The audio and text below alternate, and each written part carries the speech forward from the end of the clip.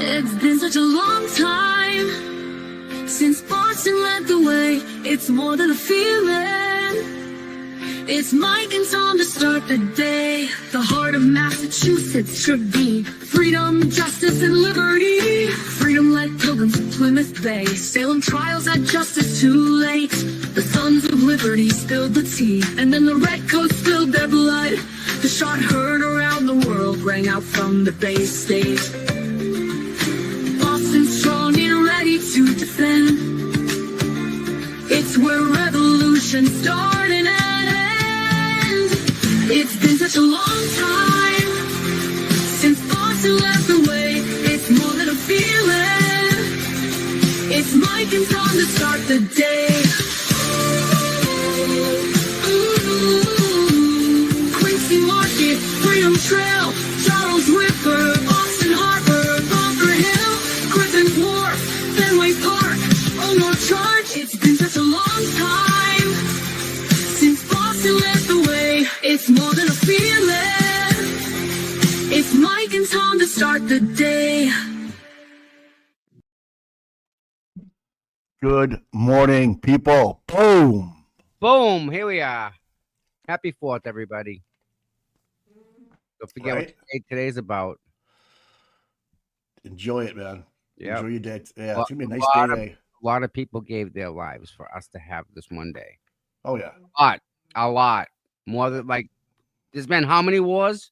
Not just Oh, what we Jesus. know, Yeah. just what we know. Go back. Yeah.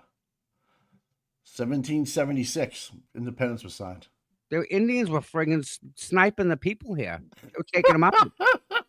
They were having none of it. They were fighting. Sniping. I haven't heard that word in a long time. That's an old school snipe. That's an old school word. I liked it though. Yeah. Wow. I sniped it. I love that. Yep. What's up for today? What do you got going on, huh? It's 4th of July. We had a little chit chat with Nan when she gets a second. She'll pop on. We'll say hi to Nan. Oh, nice. 4th and see how she's doing. Add a third to the mix.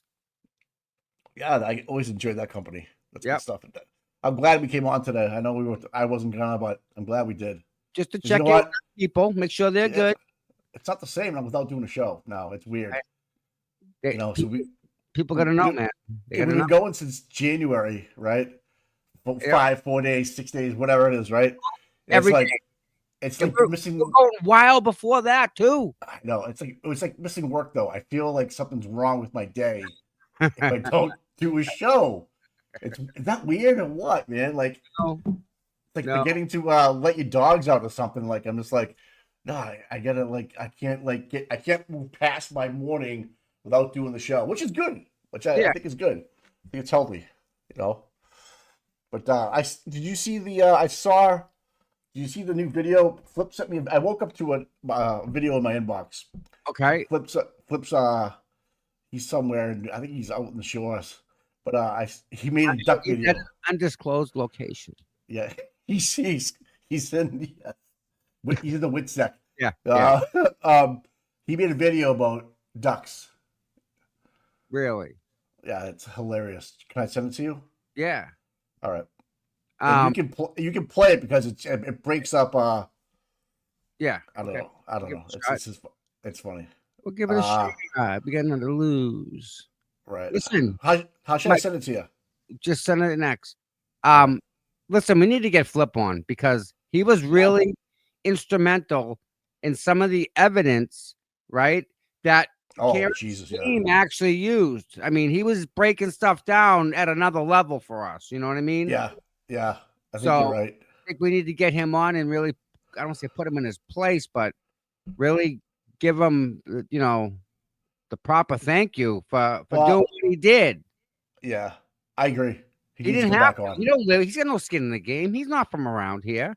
Dude That's took true. how much time out of work, away from his family to do this? Come on. You know, I couldn't actually put it into a time. He does so. I woke up to this video you get now, and I got up at what 7:30, 6:30, whatever it was, and he made it at 1 o'clock last night. You know what I mean? Let's do it together. And just do it together. Yeah, and I'm like, Yeah, so and there you go. yeah, I did this last night. I was drunk at 1 o'clock in the morning. I'm like, okay, damn, that's good. First of all, Yeah. I'm enjoying your 4th, but he sends me a picture of where he's staying. I'm like, damn, dude. I mean, he's on the water. I'm like, We'll fucking see hey, you man. Tuesday, maybe, right? Tuesday. Yeah. You So ready? yeah, I hope you are. Oh, I can't wait. No, we're not in it, but it's just good. Yeah. No, he's good. He's good. Yeah. You know what's funny? I What? have wild turkeys around here, right? They're all over the place, right? Oh yeah, yeah. I saw a baby wild turkey. He looks like a little baby Oh duck. yeah, yeah. Huh? Cute or what? I got him on video. Of course you do. No, it was called feeding the ducks.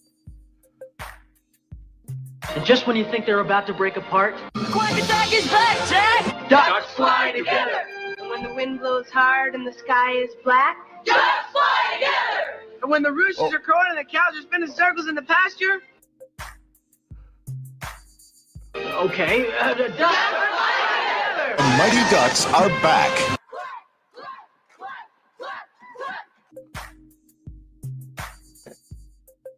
well, it is. What is love? Baby, don't hurt me. We're feeding ducks.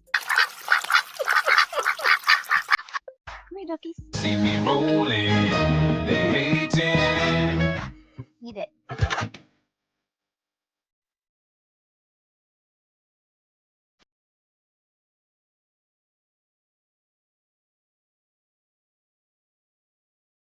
Eat it. Chew it. Swallow it. Just eat it, just eat it, just eat it, just eat it. Ooh, be nice.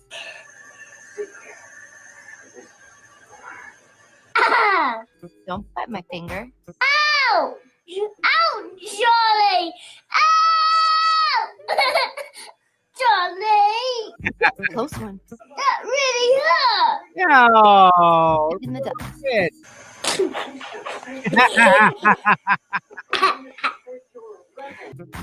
Don't bite my finger. Charlie bit me. And that really hurt, Charlie, and it's still hurting. You like that, ducky? You like that? You like that? Take it.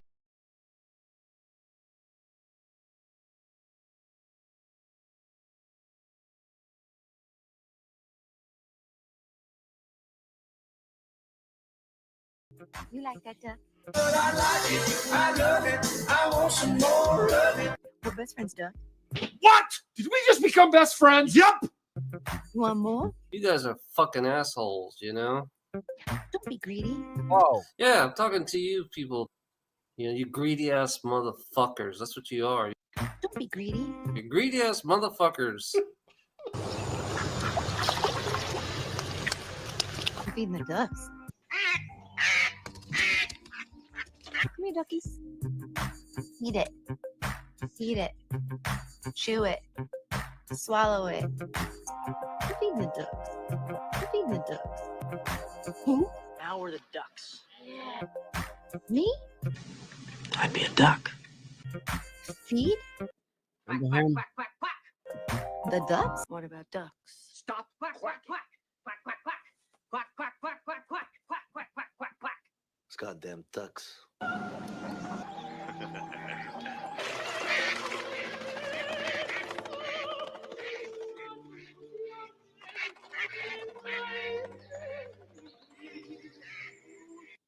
The ducks that preceded your losing consciousness. That's when my whole body just had an out of experience of emotions. At first, it felt like ginger ale in my skull. I honestly didn't know what to do, and I, at one point, collapsed to the ground.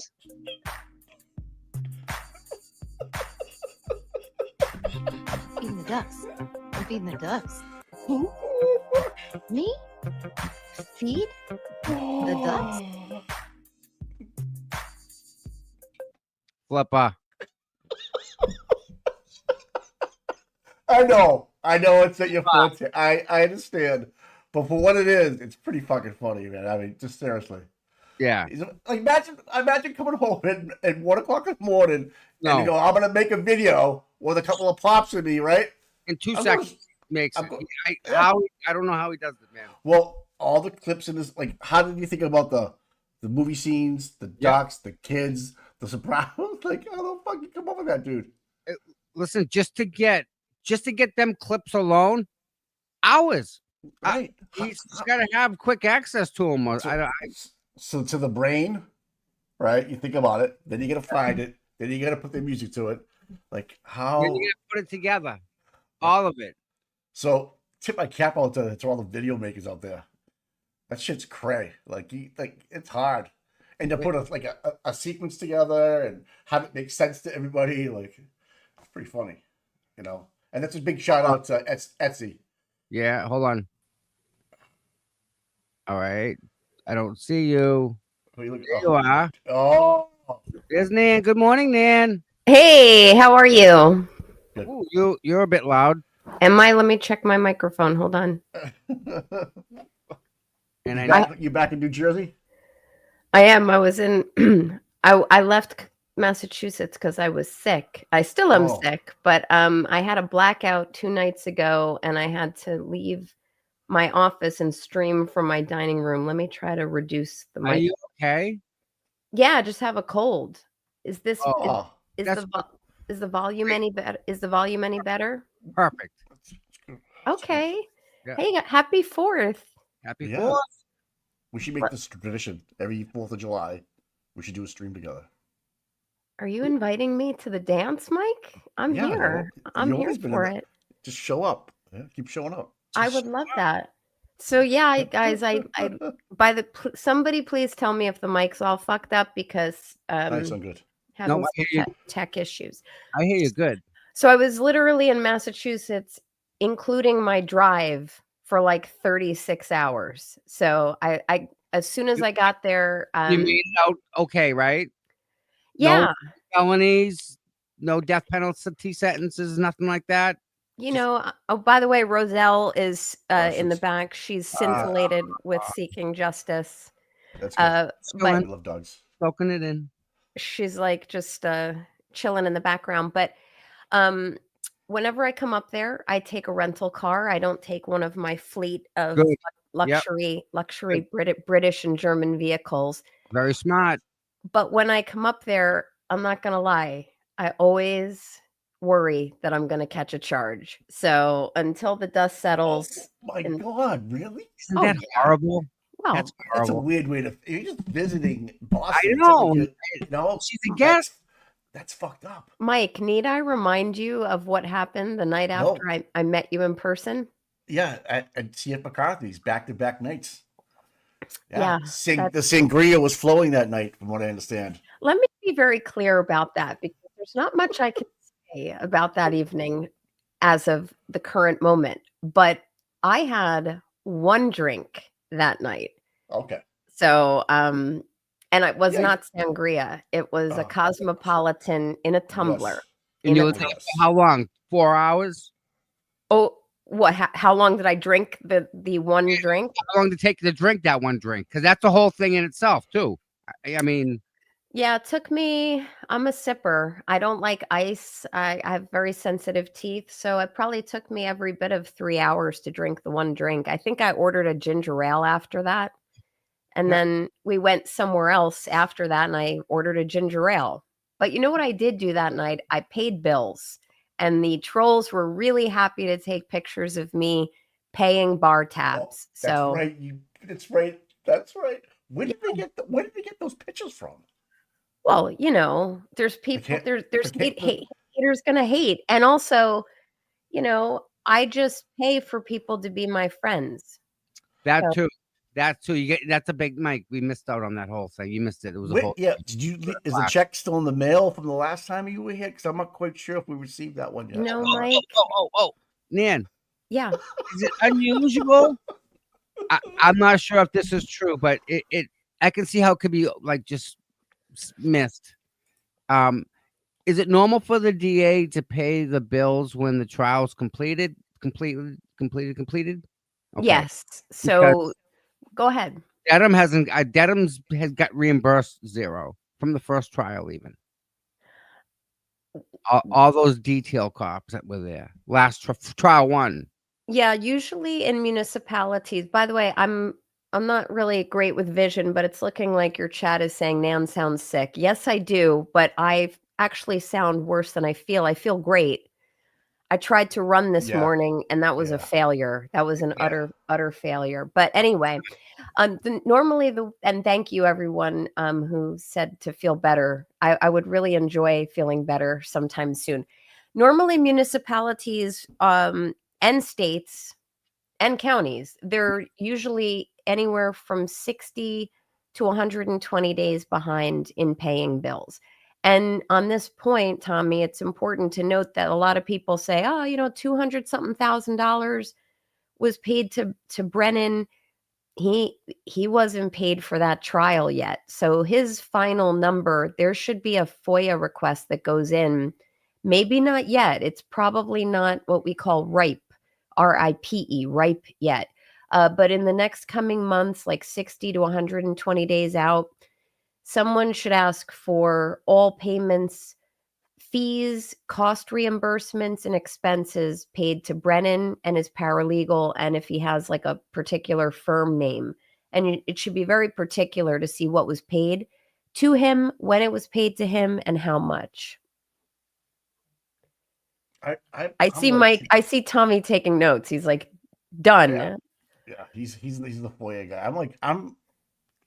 I thought it happened a lot quicker. I mean, the way businesses like law firms, you're not doing business with the state. You submit a bill either via email or through the mail, snail mail, and then within 30 days you should receive that said transaction. But who knows? Well, it's interesting. I heard from a little birdie that a certain bill was paid very quickly. Do you know what that was? The bar bill from the VFW. No, good. That's a good guess. Well, that's a really good guess. No, you know what it was? It was the Aperture bill. Oh, Aperture, from what I've been told, and I actually have I have some firsthand experience. I didn't realize it at the time of the trial, but I have firsthand experience with Aperture. That's a whole long story. I have not retained them, but they were retained on a case, a medical device case that involved biomedical engineering. But that was previously Tommy, what happened with that? Because that's what I was a biomedical engineer. So in this case, in the case where I have since found out that I had a connection to Aperture as a co-defendant, in that case, there was an MRI. Well, it was twofold. There was an MRI machine, which is like a radiological diagnostic imaging machine for your audience who doesn't realize that. And then there was a cautery, which is essentially a device that burns. And an MRI was conducted. The MRI essentially failed during the conducting of the testing. And then following the MRI for a particular patient who had what I would call lesions on her nose region, they were to be removed by a cautery. And the cautery essentially combusted while the physician, one of the physicians who was a co-defendant on the case, was utilizing it. So he ended up essentially burning this woman's face off. Sorry, everybody, for the graphics. This is some of the interesting. And that's just stuff you have to test. Nan, was it because of the bad ground? Yes, that was one of the, because I dug back into the file. I was like, yeah, never seen that one before. Was it, what kind of model was it? A Series 2000 S25? Not Mike. And it was off. It was an awful case, but Aperture was involved in evaluating, and I don't remember the specific tie between the MRI machine that failed and the cautery that failed, but there was a connection. This was 10 years. No, that wasn't 10 years ago. It was probably 5 years ago.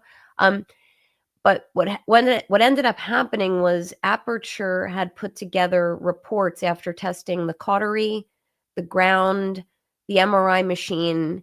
They put together these reports, and then what happened was Aperture ended up being barred, BARRED. I'm not sure if I'm being clear. That's why I'm spelling stuff for your audience. They ended up being barred by the court because their opinions were found to be baseless. So Aperture does require, I remember in that case, Aperture required full payment prior to issuance of their reports, prior to any testimony. It's kind of weird, isn't it? It is. Pay me first. Like, I got this. You gotta pay me up. Right. And I mean, it's what's not atypical is I've had experts ask for partial payment before, and then on the delivery of a report, they'll ask for full payment. Or if I have to reserve experts for trial, they'll tell me it's $3,500 for half a day, 7,000. Oh, I'm glitching. See, everybody, Nan glitches. It's like clockwork. They'll say $7,000 for a full day of testimony if they have to hold the day. They'll ask for a deposit before the actual testimony. But the interesting part about Karen Reed's case is, and I mean, I think we can all agree, Brennan had to have approached Aperture and said, our case just went to shit. I need new opinions from you in light of the way that Karen's defense team shredded our theories. So what I have been informed from a little birdie was that Aperture essentially said, well, you're going to pay us, and then you're going to pay us a premium because we have to do a bunch of stuff on short notice. And it was the bulk of their bill. If the emergency, yeah, you need it. There's extra. Yeah, they held their opinions hostage, and they tacked on for the taxpayers essentially a rush fee, a desperation fee. I've scintillated Mike so much he just walked away. Mike's a big guy. Mike knows that number. Yeah. So oh. Yeah, so I mean, Aperture it's no joke. Like everyone should be up in arms up there about what they've done and the way they used and abused taxpayer dollars. Now, Aperture, they were just being greedy. I want to be very clear. In my opinion, it was malfeasance on the part of the county and the prosecutor. You know, yeah. Nan, you're right. It is malfeasance. Yep. The problem we have is they've done it so that they're walking on that legal line where we can't charge them with that. And no one's going to waste their time because it's on that. But in Massachusetts, that line is actually, it's like a balance beam. Yeah. You start doing tricks and stuff on it. But then, it's just that beam is getting really wide for the DA where he can do whatever he wants. Yeah, and also the DA, like I was talking on Mike Crawford's show a couple nights ago about my feelings about Morissey and Brennan, but specifically as to Morissey, not only should he resign, but the constituents of Norfolk or Norfolk County, as I like to refer to it, they should. And I don't like the word audit because I think it's been diluted in the course of Karen's case and diluted, of course they've diluted it because look at what want to take a peek at what's going on in Canton. Yeah. No, you don't want to see that. Audits are a necessary tool, but I feel based on my robust experience with audits, conducting them and enduring them, Norfolk County needs more than an audit. Norfolk County needs a full accounting of every dollar that was spent on the Karen Reed prosecution. And that started the day she was arrested, from the moment she was arraigned until the moment that she was acquitted, and thereafter. Because let's just, this is going to sound very small, but it matters to me.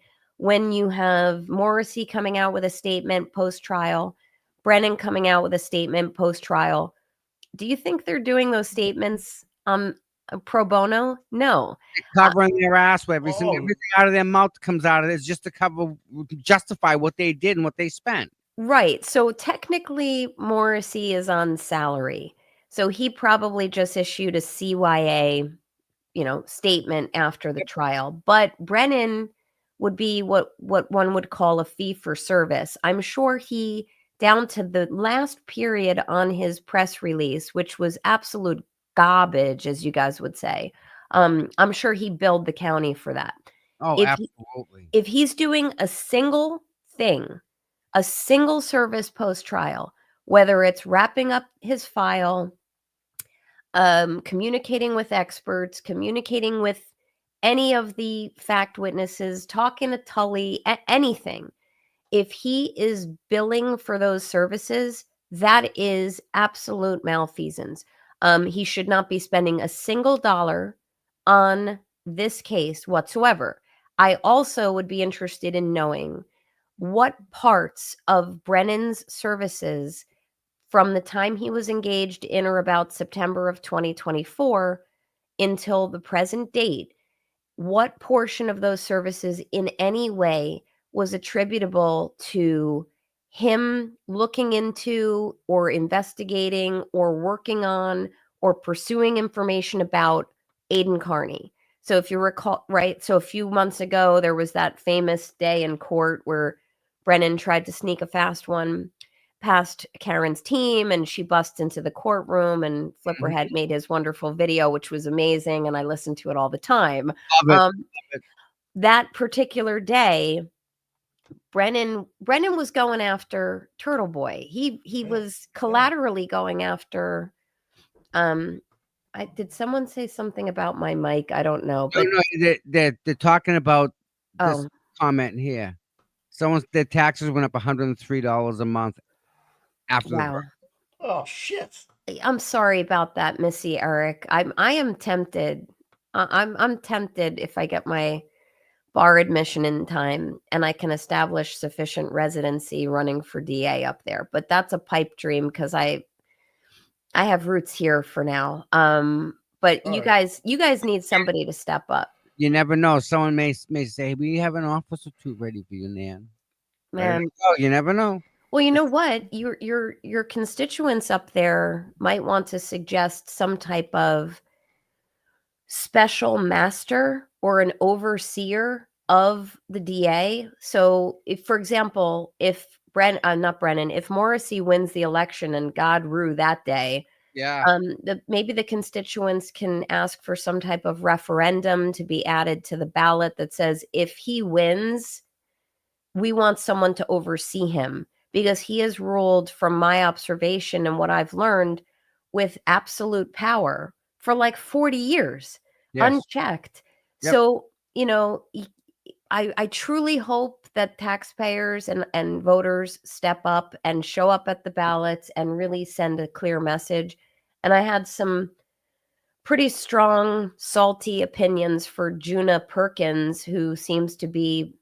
Yep. That's who's running for the DA. I would encourage you both, if, very rarely would I say, watch what I streamed on, but I would encourage you both to see my thoughts, and any of your viewers to see the thoughts I had for Juna Perkins on Mike Crawford's show 2 days ago. I think it was Wednesday night.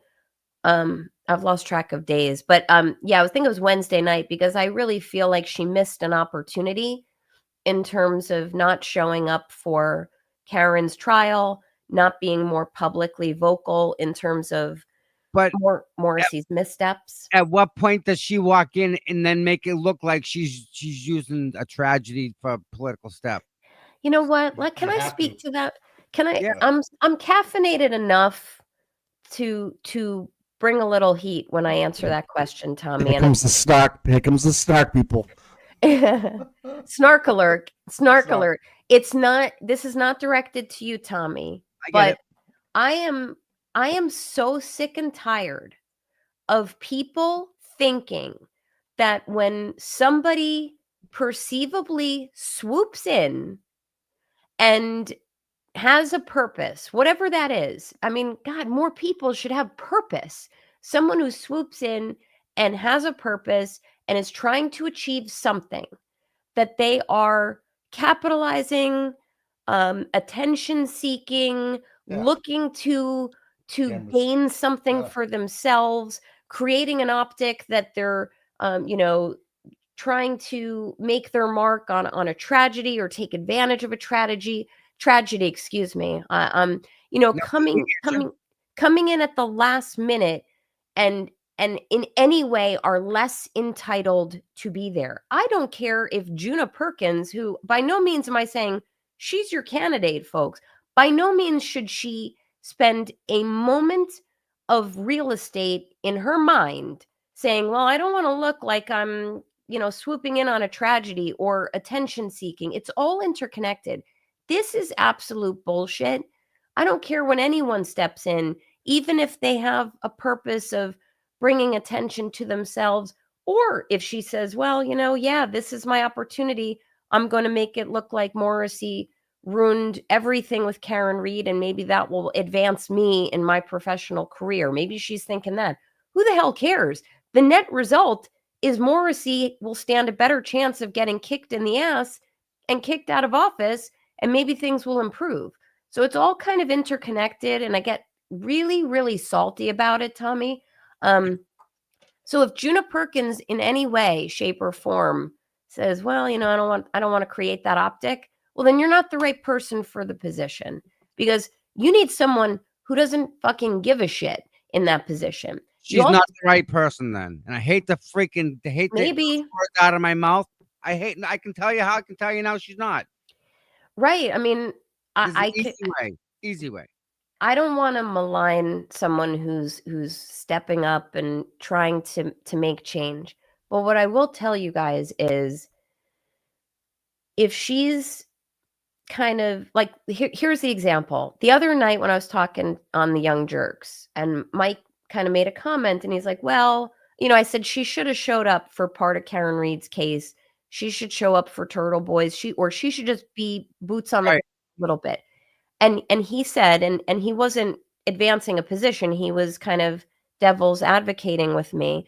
And he said, well, she has like a law practice and a full-time job. And I was like, I have a full-time job.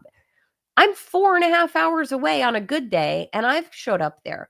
I'm not saying I'm a hero, but what I'm saying is, if I can get there, she can get there. Absolutely. And I think it's foreshadowing, and not good foreshadowing for someone like me. If you've got a potential candidate who is making excuses at this point, because you can't make excuses right now. If you want something, then you go and get it.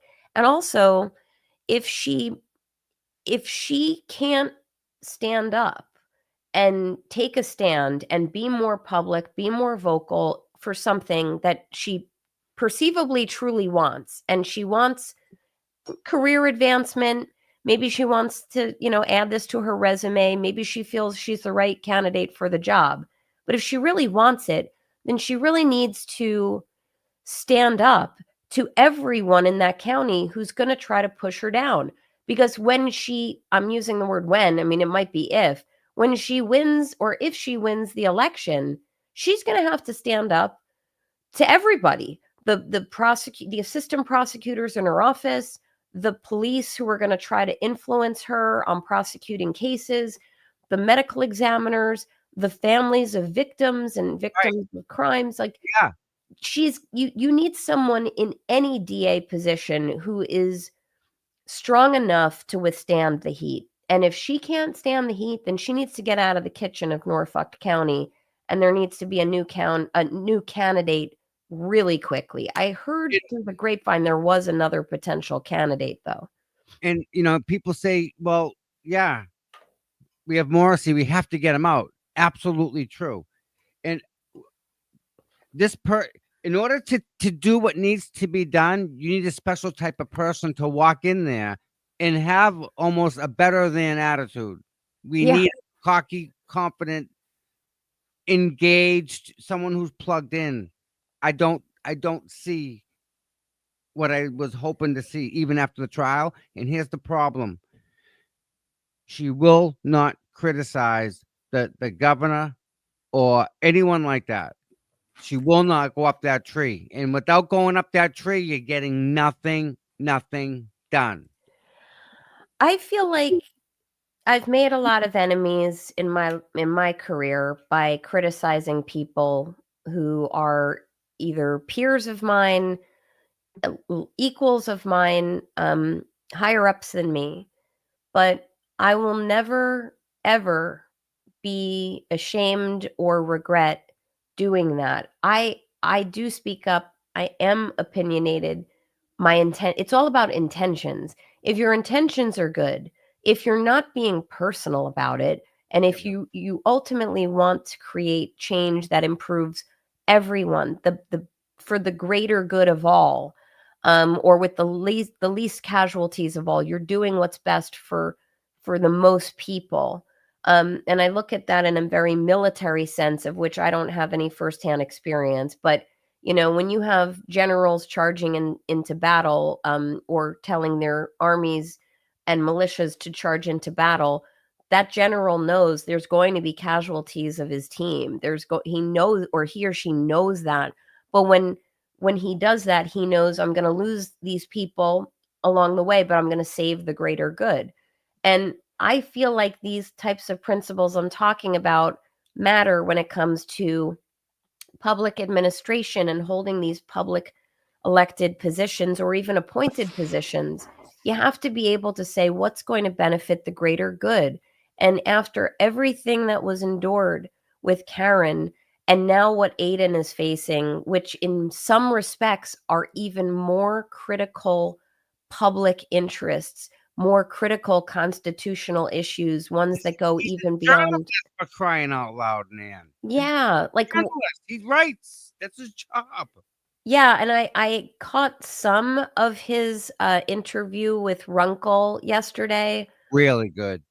Yep. Yeah, like they at one point, and it wasn't much of it. I was gonna listen to it while I was running, but that was a failure. But part of their interview yesterday, they were talking about how Aiden is advancing the First Amendment. He's a journalist. He wants to speak up and ask questions. Some of them ruffle feathers. Not everyone loves Aiden Carney. Okay. But what the result of that, or the reaction to that, should be, and they were talking about this, shouldn't be, we're going to hit you with witness intimidation charges. The result of it should be that other people who don't like what he's saying, i.e. the McAlberts or Buchanan or any of the others who claimed they were intimidated by him, Proctor, etc. Right. The proper result from a constitutional standpoint should be that they speak up and say, I don't like what he did to me. I don't like the manner in which he interviewed me or shouted things in a courtyard to me. That's their First Amendment right, not using or weaponizing statutes which are poorly written to fire them off at him. And now look at how many charges he's still facing. Thank God some were dismissed. And the constitutional issues that he is facing, the greater public value of the charges that he is facing, we have a vested interest. I say we because I'm not up there, but I feel like we as those who support his mission, we have a vested interest in a favorable outcome and an acquittal on the charges facing him, because you guys, for all you could say something on Seeking Justice that Jennifer McCabe doesn't like, and all of a sudden you're getting slapped with a citation that you witness intimidated her. So there's, and by the way, I'm not suggesting that, Tully. If you're, all right, let me make sure, if you're listening, Tully, don't come after Seeking Justice. They're my sports center. Wow. But at this point, there's so much riding on what Aiden is facing, and by no means am I discounting what Karen has gone through. No, but everyone should care about that. And if you can't find a candidate up there who's willing to step up for those important social issues, oh, there we go. If you can't stand up for those important social issues, then it's time for a big change, something more than an audit, something more than just lip service. We all need to have just a stronger voice. And I won't stop if I feel like I might be able to help just a little bit in trying to inspire change up there. And to those who have criticized me recently about, Nan's moving on to her next grift or her next opportunity to seek attention. What? To the 30 people up here who are just begging for help? Yeah. Respectfully, fuck you all who say that. know. You don't know what you're talking about. Sorry, but I should keep this PG because we're in the 9 o'clock hour. Don't matter now, man. Good. That was a Man, good speech. I remember a while back when I did FOIA requests, they said that I could actually physically come down and inspect the bill. Yep. You Am can. I able to do that with this case? I can physically. I want an appointment. I don't want a return saying you can't find the documents. I'll find the documents. Am I allowed to physically touch them and look at them? Yes. Usually, first of all, that's usually done by written request from you. Okay. So if I would like to go down that road. And then also it is typically done, what's the word? Like it's done under observation. Like Yeah. I've actually sat and watched attorneys go through documents on FOIA requests. So you can't sit in a room and sit there and ruffle through stuff. Like you'd be observed while you're doing it. It does not necessarily mean that you're able to record, photograph, any of it. Like usually you'll get a copy of something, but you can't sit there and say, let me take a picture of this. But yes, you have a right to physically inspect things. And with all of the gamesmanship that was going on with the metadata and all of the whatever, all the electronic data that got fucked with Right. in Karen's case. I'm sorry, I'm still kind of hopped up on cold meds. With all of that, I'm confident that some of the stuff being released from Norfolk County is completely it's not accurate. And someone's going to have to prove me wrong on that. And that's why I want to get into the usually it's an office or a conference room, and I think they bring out a package of bills. Here you go. Look at them. Now what do you need next? So I'd like to get into that because I don't trust them in any way. Nan, all the video that we see has all been altered and whatnot. Nothing is what it seems. Not in this county. It's been magic, and I don't use that as a compliment. It's all about what is the illusion that's happening right before your eyes, and right. Now there's a kink in the armor. Now that Karen was acquitted, and regardless of the stupid OUI charge, which is nothing, you could line a hamster cage with it. Now there's an open. It's an opportunity. You are all at what is called a watershed moment. That this moment in time is where, even though it may feel from a societal standpoint that there's a letdown here, and okay, we now aren't watching the trial every day. We're not talking about all the issues every single day. Everyone in that community should, in my opinion, use this harnessed energy, the adrenaline, which is still there but might be waning a little bit, and use it to redirect and refocus on looking at the county, looking at the malfeasance, the misrepresentations, the deception, the egregious expenditures, all of it, looking at how there was prosecutorial misconduct. So even though Judge Bev in Karen's case denied the defense motion to dismiss for egregious prosecutorial misconduct, that's her opinion. That doesn't mean that any of the arguments that Karen's team made are any less valid. She just doesn't have to appeal Bev's decision now. But someone should be saying, look at all of this. Look at what happened with all of the metadata and the expert data analysis and all of the electronic files, the missing videos, the missing video streams from the library, the missing ring videos, looking at all of that, not letting all that Karen went through to fight tooth and nail to just get to the truth, not letting that settle. In fact, I would dare say Morissey is probably, not that he's happy with the verdict or happy with that she was, acquitted and this is going to go away. He's probably just happy that in his mind, okay, there doesn't have to be an appeal of this, so it's over. And he'll wonder in his mind if the feds are still looking. The feds are still looking, Meatball. And to Rafferty, the feds are still looking. You will never prove me wrong on that. I do not believe in any way, shape, or form the feds ever stopped looking into this. But Morissey thinks like he's breathing a sigh of relief. As much as he doesn't like the verdict, he's probably like, okay, it's over. So keep the heat on him.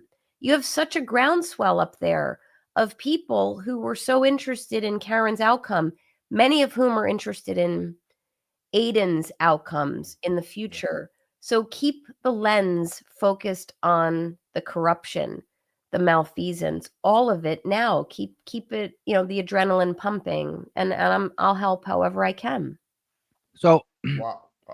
is there like a residency requirement to be a DA? That varies county to county and state to state. So I do not know what Norfolk County requires. Generally, there is an in-county requirement of residency, but I don't think you need a full-time residency. Like, for example, if someone were to get admitted to the bar up there and someone were to rent a residence. Mike's office. Mike's got office there, office space. Mike, you have office space up there? Yeah, I'm in my office right now. Wait, but wait, that's in your home? Yeah, my upstairs above my garage, my office. That's his freaking shed. Don't. You have an office. I have an office. I have an office. He's got an office, all right. That's so funny. Are you above your garage? My parents, before they passed, they had a room over their garage, and they used to call it the Frog, the finished room over garage. So you're in the Frog right now. I love it. The contractor called it a bonus room. It was a bonus that we threw in to make me feel like we got something for nothing. I like it. Yeah. I wonder I started using it. Yeah. I wonder if you'd be interested in subleasing that. Yeah, I have an office downstairs too, with a library in it. What kind of books? We don't have to talk about that online. My wife's, but I would say they're probably left-leaning political books. I love it, left-leaning. I love it. Well, So like, and then my next question is: if a DA gets hired, can the DA then hire the staff and say, "I want you're in charge of going to do this, and you're in charge"? Can you do appointments like that? Special. Can the DA hire staff? Is that what you're asking? Yes, for whatever you want them people to do. Can you make a whole new department like? Yes. Okay, so like bogus invoice department, employees sleeping on the job department. Yes, but also generally, from my experience, when there's a change at the helm of a district attorney, the new district attorney will evaluate the competency of his or her existing team, down to not only the attorneys but the support staff, the paralegals. They'll, because it's a public entity, there's probably annual or biannual performance reviews. He or she will review those, see if there's productivity issues or deficiencies. And it's the responsibility, from my experience, of a DA to clean house. He can make recommendations to the county and say, I want to get rid of these people, or we're overstaffed. I'd actually be interested in a FOYA request asking for performance reviews. I don't know if you'll get them, but performance reviews of all of the ADAs, the assistant district attorneys, in Morissey's office. And the reason I would want to see that is because if there are favorable performance evaluations for the ADAs in his office, and from what I've been told, and I'm sure your audience has been told that as well, there was sufficient number of attorneys working in the office. They didn't need to hire Brennan. So he spent taxpayer dollars without the taxpayers' approval, hired Brennan for God knows whatever reason he did, and wasted their money. But if there were sufficiently skilled attorneys working within his office, and they were getting favorable performance reviews and, let's presume, normally expected increases in salary at whatever percentage rate over whatever duration of time, then why did he hire Brennan? And also, if I were Juna Perkins, man, she's going to hate me. But if I were Juna Perkins, I'd be looking into that. I'd be looking into that now because there's a primary coming up at some point. I don't know when, but I would want to know every single weakness of my enemy. I would want to be able to attack him not only down to his poor judgment and his abuses of discretion, expenditures, etc., poor decision making, all of it. I would want to be able to have the receipts. And when I come forward against anyone who I'm looking to dismantle or tackle, I bring the receipts. And sometimes revenge is a dish best served cold. Mm-hmm. Wow. Mikey, you okay over there? Yeah, no, I have a question. I didn't know if you were going to go. Yeah, I'm just rambling. So, Mike, no, sleep? No. I'm sitting back, just sitting here, I get a listening question, to what you say. so I'll throw it out there while I go get coffee. Go ahead. Just trying to think of how to word it correctly. I'm hitting mute. I'm hitting mute while I cough. Your audience does not need to hear this. Hold on. I have a great. Go ahead, Tommy. Go get coffee. I can take it. Okay, I'll be right there. Yeah. So okay, I'm sitting here listening to you talk, and I see your business background coming out. Like yes, I can see your business mind twirling. Like how I would break this down, because you're breaking down numbers, but you're breaking down people's performances. You're breaking down track histories. Could you be talking about personalities? Do they get along with each other? What's the ethos like inside of the ADA's office? It's a lot going on. There's a lot of moving parts to fix this. And I try to look at it like, okay, if I was Noble, like I brought in to replace the state police head, he went from state police New Jersey, like yourself, to state police in Mass. Okay. He went in and it was turnkey. He just got into the chair. He had a phone, a computer, and some people that reported to him. And he would just, okay. It doesn't seem to me like he's changed anything dramatically in the process. Your responses to that. What do I need to change to make the ship stir? And you can only change an ocean liner when you turn it. It moves slow, right? It's not going to move like at a 90. But the ADA office could turn on a pivot because it's not as big as this Mass State Police with 2,000 plus employees, right? That's right. So I'm like, okay, man, you're speaking my language, and like a person with your energy at 9 o'clock in the morning, by the way, is phenomenal. I love it. Oh my God. But you're thinking clear. You're thinking clear. Like, and that's what we don't. Now you got me thinking about this Perkins lady. How do you see your first name? It's like D-J-U-N-A, Juna. I think it's pronounced Juna. Perkins, right? Yeah, I need to meet with her. All right. So let's say she goes ahead and gets the position, but we as a party of Norfolk, we can make a party of, of politics or whatever you want to call it, and say, listen, one of the stipulations is we want State Attorney Gallagher to be part of your, transformation inside that office, because we understand that it's going to be work overload. People are going to be coming at you at 50 miles an hour, and you want to do the best job you can. Who's assigning cases? Who's taking care of what's going on? Mike Morissey's been there 32 years. Ugh. He just walks in. He doesn't talk to.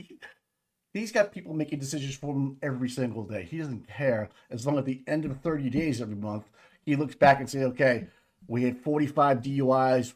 We won 20 of them, or whatever it might be. Right. There was 8 murders, 4 cleared. I get all that. So what would be one of the, other than rank and file state troopers? They are rank and file frontlines people. They're out there knocking on doors, getting ring cameras. Do you start there? Go right back down to I'm going to show you how to tie your shoes again. And we're going to undo them. I'm going to show you where I want your shoes tied, like to the state police. Now that's another department with Noble. And now you're talking unions.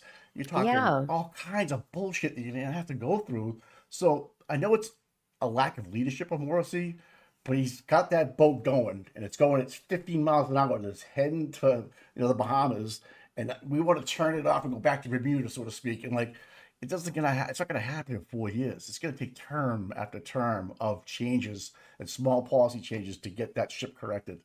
I don't think know. I don't think it's a 4-year stint.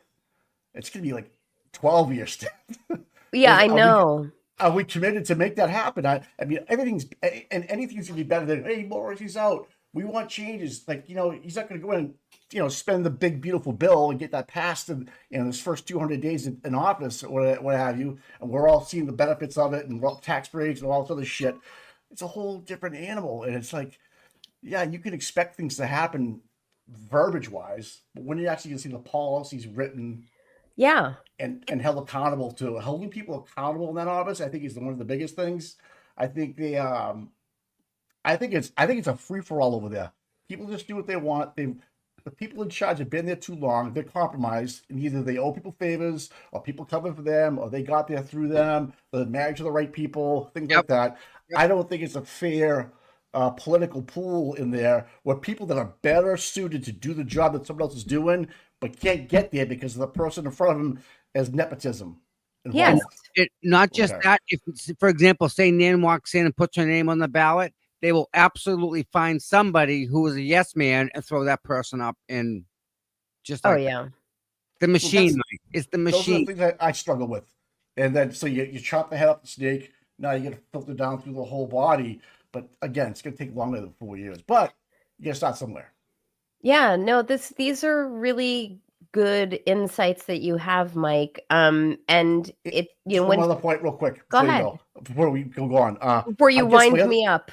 No, yeah, I know. I'm getting wound up because I'm into I like this. And like, is there, looking back, I don't expect to have an answer in my head now today, but like, could you hire a firm like Aperture? I'm kidding. Could you hire a firm with the transition? Hire a bunch of people, lawyers that come in that are a consulting group and say, hey, listen, we work with government, state in the states, federal at this level. We help construct a team of ADAs inside of a department that Right. you can, that's what you might have to do. Like, spend the $3 million up front, have these consultants come in that and they could weed through performance reports, like you said, and say, hey, listen, it's time for you to go to the private sector. Hey, it's time for you to move up and be, fourth ADA in line. Things like that. I don't know if that Right. exists. Like, how do we get? It does. Not at a state level. What do you mean, Tommy? Not at a state level. They've set the system up that what Mike's talking about to properly look at performance, and you do everyone's job. You need to be a supervisor. That isn't the case. I understand. I get it. That's what I'm afraid of. Like, you have a guy that's married into the family, so to speak, and he's Right. and like any police department, if you got some suction with somebody, you have a dime to call somebody, like, hell, he's married to so and so's daughter. I get that. It's gonna happen. Nepotism is natural.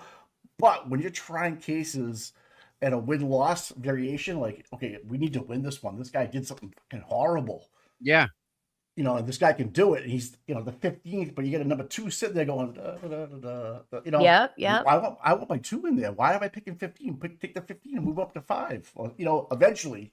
But that's what I would take the knowledge of like yourself coming in with a clean slate. You don't know anybody. How's All this you're looking is numbers. You're looking at black and white numbers. Here's Tommy, here's Mike. Tommy has 15 wins, 3 losses. Mike has 10 wins and 7 losses. I'm going with Tommy. Yeah. Tommy's a better lawyer. Well, and also one additional factor to what what you're talking about is your county, Mike, can now anticipate that there will be, in my opinion, a mass exodus of assistant district attorneys from that office. There's people who are working there who probably never laid eyes or touched the Karen Reed case, but they're like, you know what? We don't want in any way to be associated with Michael Morissey because we're forecasting his downfall. Radioactive. So that means from a risk evaluation, risk assessment perspective, a loss of an appreciable number of assistant district attorneys will also place Norfolk County at risk, because you're going to lose manpower even for the short term. And some of those attorneys, most district attorneys, I think Betterow might even say this. I mean, there's career prosecutors, and then there's ones who are just looking to kind of cut their teeth, get some trial experience, and move on. There's some people who just want to pad their resume and say, hey, I was a DA for a little while. Right. And move along. But I think there's going to, sorry about that. There's going to be a lot of prosecutors who leave that office. For example, I think Lally is going to leave. I think McLaughlin is going to leave. And they're like, not even the ones I'm really talking about. I think the unnamed ones, none of them who were willing to step up to prosecute Karen, they're just going to leave. So I think there's going to be a major gap in the workforce. As far as what you're talking about, though, in terms of, I loved, it was almost like a Titanic type of metaphor you gave, which is like the ship is not going to turn very quickly, and it's going to hit the iceberg. And by the way, if the ship is headed toward the Bahamas, I'd like to get on it. You're driving it. I need a little vacation. I really do. But change takes more than 4 years. In fact, and I say this from business experience. I became a business owner in 2016. And that was after being a worker bee for 15 years before that. And it took a lot of fear and bravery and anxiety to make that decision to go into business for myself. And when I did that, that's when I learned business. And since I learned how to run a business, I think I'm pretty good at it. But once I became good at it, I now run another business as a chief operating officer. It's not my business. I'm the chief operating officer for a national organization. Right. In that capacity, I know that you have to look at the things you're talking about, Mike. The workforce, the bandwidth, the numbers, the black and whites of it all without passion or prejudice. Look at it. Forecast what's going to happen in the future. Say to yourself, okay, we spent this much on this, or these people are interrelated, or this is a major weakness or vulnerability for our entity. What can we do to mitigate that risk?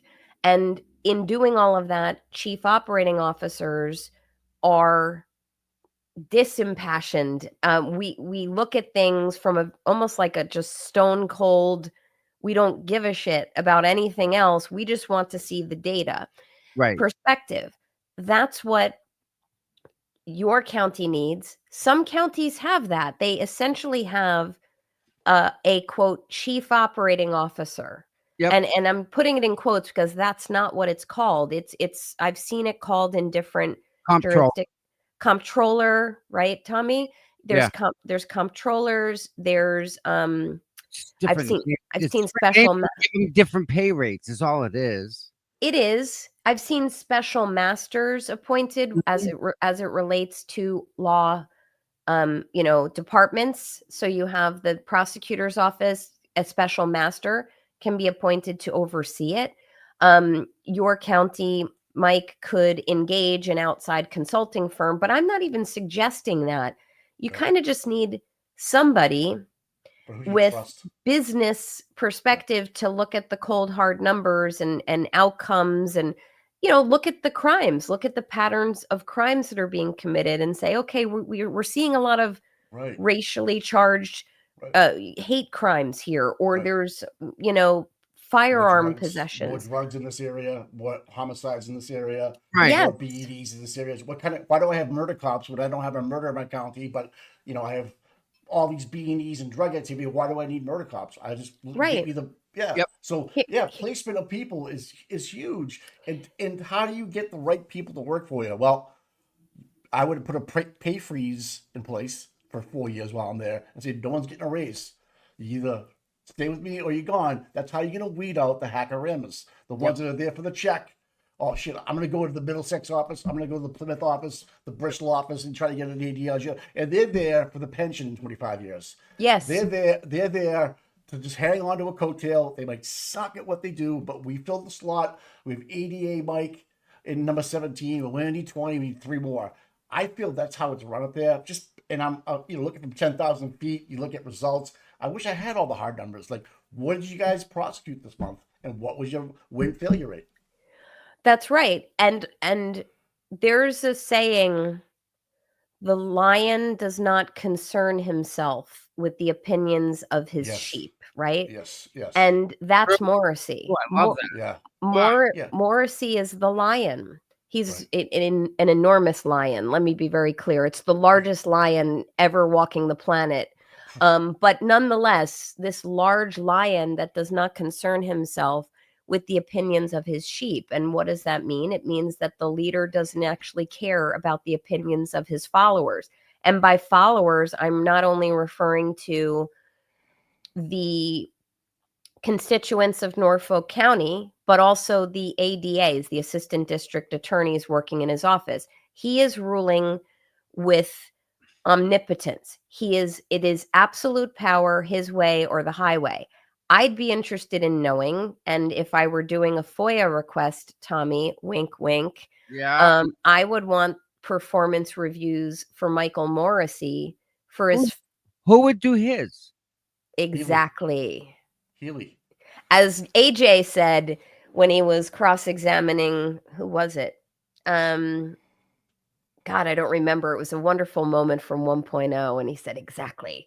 Yeah, who would be doing his?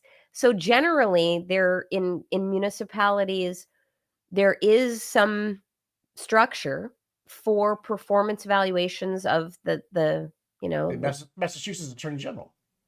Okay. And I can get his prior ones because they don't have anything to do with any trial or nothing, right? So That's right. I know the lady's name. Maybe the AG, right? You guys, what's her name? She's a black lady. I forget her name. She does not have any skin in the game. She could care. She made 1 or 2 tweets about the Karen Reed trial. Has not said anything nefarious about Michael Morissey. Just she again. Hackorama. Now, all the AGs for Massachusetts have gone on to become governor. He was one. Right. Andrea Campbell. Yeah, thank you. Oh, Andrea sorry. Campbell. Yes. Yeah. Yep. That's her. And she hasn't done anything. Nothing. Except cheer on Pride Month. Like, well, legit, by the way, I'm surprised I don't really follow her, but I'm surprised she didn't even come out after the verdict, like publicly, and say something. Right. No. She Interesting. had a tweet. Yeah. Noble didn't do anything. Again, it was all internal. The only thing Noble did, I'll give him, he got rid of Proctor. He had to come in and do something, right? Here I am. I'm on the show. It's gone. All right. Go. He made a decision. Someone, DE hire, right? Yeah. But, it's crazy. I don't know fully the gravity of political positioning within the state. Like, okay, is Andrea Campbell compromised some way? Is she just going to ride this out? Just keep her head down? Like, Don't anybody who has not said or done anything for Enrique in the past almost 10 months now, you're all fired. Unacceptable. I agree.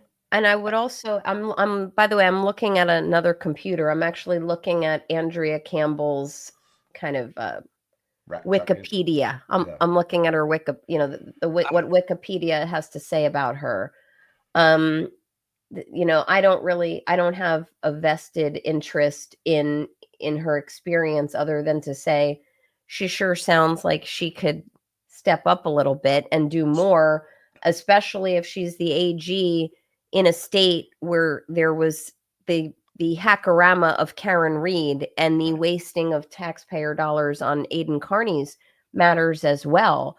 I'll make an offer to your county, which is if the constituents of Norfolk County want to engage me pro bono, which means for no service, for no fee, this is no grift, I'm happy to um oversee, not that's probably not the right word, just evaluate, counsel, consult with whomever overthrows Morissey. I'm happy to take on that role and just oversee and see if I can help from a business consulting standpoint. I don't need to live there to do it.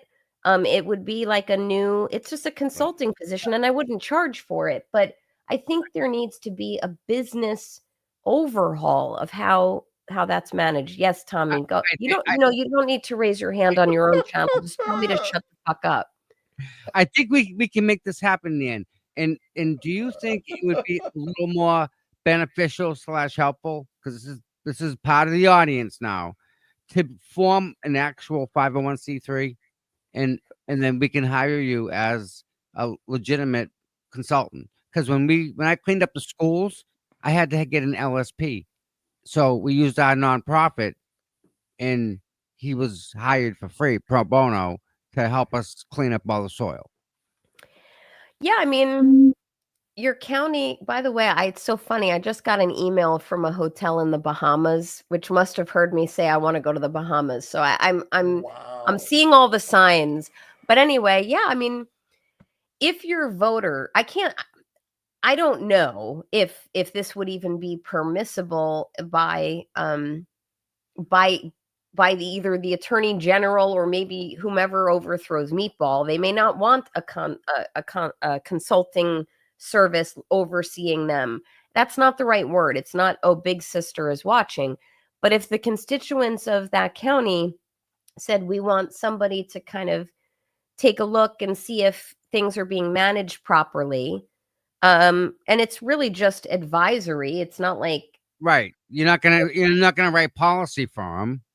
I mean, I could. Yeah, someone could, but it needs to.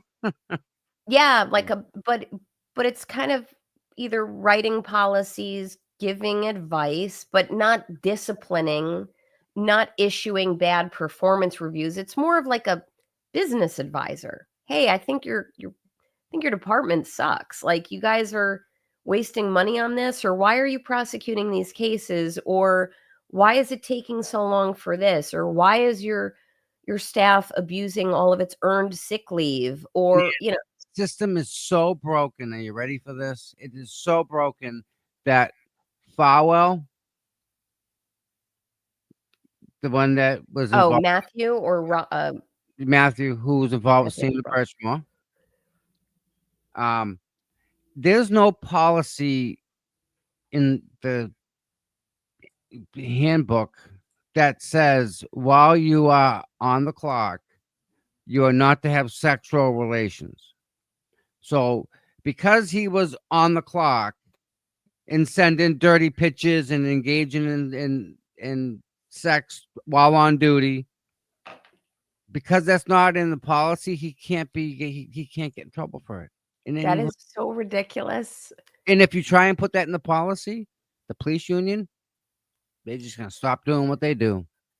I swear to God, like, the fact that that's actually true is bothering me to no end. No way can you have a codification of every rule that is reasonable, common sense. Like, for example, let me give you an example, because you guys are a fun morning show, and I don't want to keep you. So if you want to, we're good. If you want to hang up, just. But here's a little side story. Okay, so when I was a baby lawyer, there was a law firm that was just, another law firm. I knew a lot of lawyers there, and they did a lot of cases where they were co-defendants on my cases. There was 2 attorneys in that office who really liked each other. I did not work there, but they really liked each other. And they used to stay after hours and spend time with each other. And it was pretty well known in the community. And I remember just kind of being a baby lawyer going, wow, like, this is a rude awakening to career life. I can't believe I'm hearing about this stuff. So one night, these 2 attorneys were getting to know each other on a desk in their law firm. in the evening.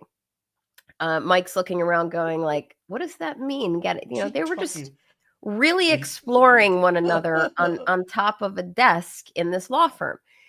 Well, it also happened to be the desk of the head partner of the law firm. So the head partner, who happened to pop back in that night, found these two on his desk getting to know each other and really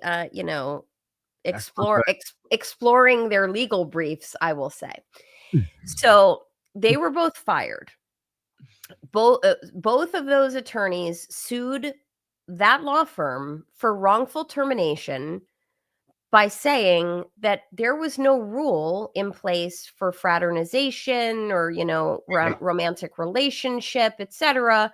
And there was no rule that you can't engage in lewd and lascivious behavior on a desk. While getting paid. While getting paid. They ended up winning. They won. They got their jobs back, which they were, ultimately they refused their jobs back, but they got their jobs back. They got back pay with prejudgment interest, and they got pain and suffering, emotional distress damages, and then future income loss because their reputations were harmed. And that's ridiculous. I cannot believe that case happened, but it's kind of in line with what you're saying, Tommy. But in addition to that, as a side note, that head partner, from that day on, from the day after he found them on his desk, he converted every single desk in his firm to a standing desk. And this is back, so I was young. I'm not no longer young. But this was back in 2002. So this was after my clerkship. 2002. Every single desk, which is kind of early for this to happen. This is probably very common now, but every single desk that was in that firm was made a standing desk. So everyone had to stand at their desk and work moving forward because the guy was so appalled that he found two people doing legal briefs together on his desk. But I remember thinking at the time, as I was kind of getting my feel as to what kind of law I wanted to practice and how I wanted to comport myself as an attorney, I remember thinking, that lawsuit and that verdict made no sense to me. Because there was no written policy that you can't get busy with another a co-employee at the firm and get paid for it. They won, and because it's just ridiculous. So I went off on a tangent. Maybe I've given your audience a little entertainment this morning, but as far as Farwell is concerned, I mean, that's also ridiculous. He was receiving pay. Even you can correlate this to Proctor. Proctor was presumably either working, being paid, whatever. He was investigating Karen's case, but within the first 24 hours of the incident, he's firing off investigation-related information to his buddies. Right, with bias and objectifying Karen. All of this type of misconduct, which I guess would be the right way to say it, while receiving pay or salary, is something that needs to heavily be looked at. And it's ridiculous that everything, the expectation that everything has to be written in writing. You can't write everything in writing. Your policies would be absolute tomes. You can't. Yeah. Wow. So I actually agree with the lawsuit. Oh, shut up, Mike. I'm gonna sneeze on you and get you sick. Tell me why. Well, okay, I'll tell you why. Because it's more rampant than you think. It's out there in a lot of private businesses, not so much the ADA's office. We'll just take that out of the play. That's human nature. Guys, girls. Red tape. That's gonna. Right? You have to vote that in, vote that up the changes. When you have a private business like an attorney or law firm, if you write the policies out or have a consultant team come in and say, listen, I need a policy where this might happen, and they come in, they do all your sexual policies, right? That's an easy fix. Everybody signs off on the book. They know what's right from wrong. The owner could have easily done that, but didn't. Maybe it was new back then. I don't know, but Right. it's rampant with relationships with coworkers, and to protect said coworker, if you don't have that in place, you don't have the right to fire somebody as a private business. I respect your opinion on that. If you've made a good argument, I'm going to make you an honorary associate in my law firm. I just spoke. There's a yin and a yang, right? You push pull. It's like, okay, I see your point. You make in my consciousness of mind and guilt. Yeah, I'm not going to be doing that at my boss's desk. And he took it personally because it was his desk. Right. He's paying for that time Right. set on desk. Yeah. He's looking at it going, "You're." I can see it happening. He You're flipped. fired, right? He flipped Right. out. Flip the lid. Flip the lid. This is going to be the talk of all the attorneys throughout the whole town. What am I doing? Well, how do you make somebody feel pain without actually touching them? Is in their wallet. Yes. With that check they want to write, with how many zeros on it, when they sign that, that hurts more than any slap in the face. So when that attorney of the law firm had to write a check for all those the back pay and all of that stuff. That's a big number, I would imagine. Yep. And you can't It was undo the emotional. You can't undo the future pay because that's just a number grabbed out of a trending number that's gradually going up. But it could be a downtime with that, but it goes down. But they don't think of it that way. But it's a good argument to make in a court. I think there's a lot of push and pull on that. I mean, as a state-run agency, I think you should be black and white. You cannot. Right. No Like non-fraternization. Yeah. Can't have that. You know, it's interesting also. I imagine that the prosecutor's office up in Norfolk County has a policy and procedure manual. Right.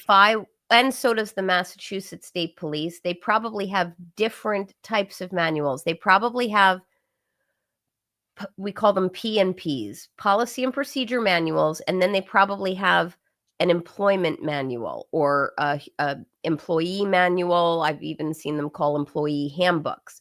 Right. So if I were making a FOIA request, I would want to know all of those and see what those say.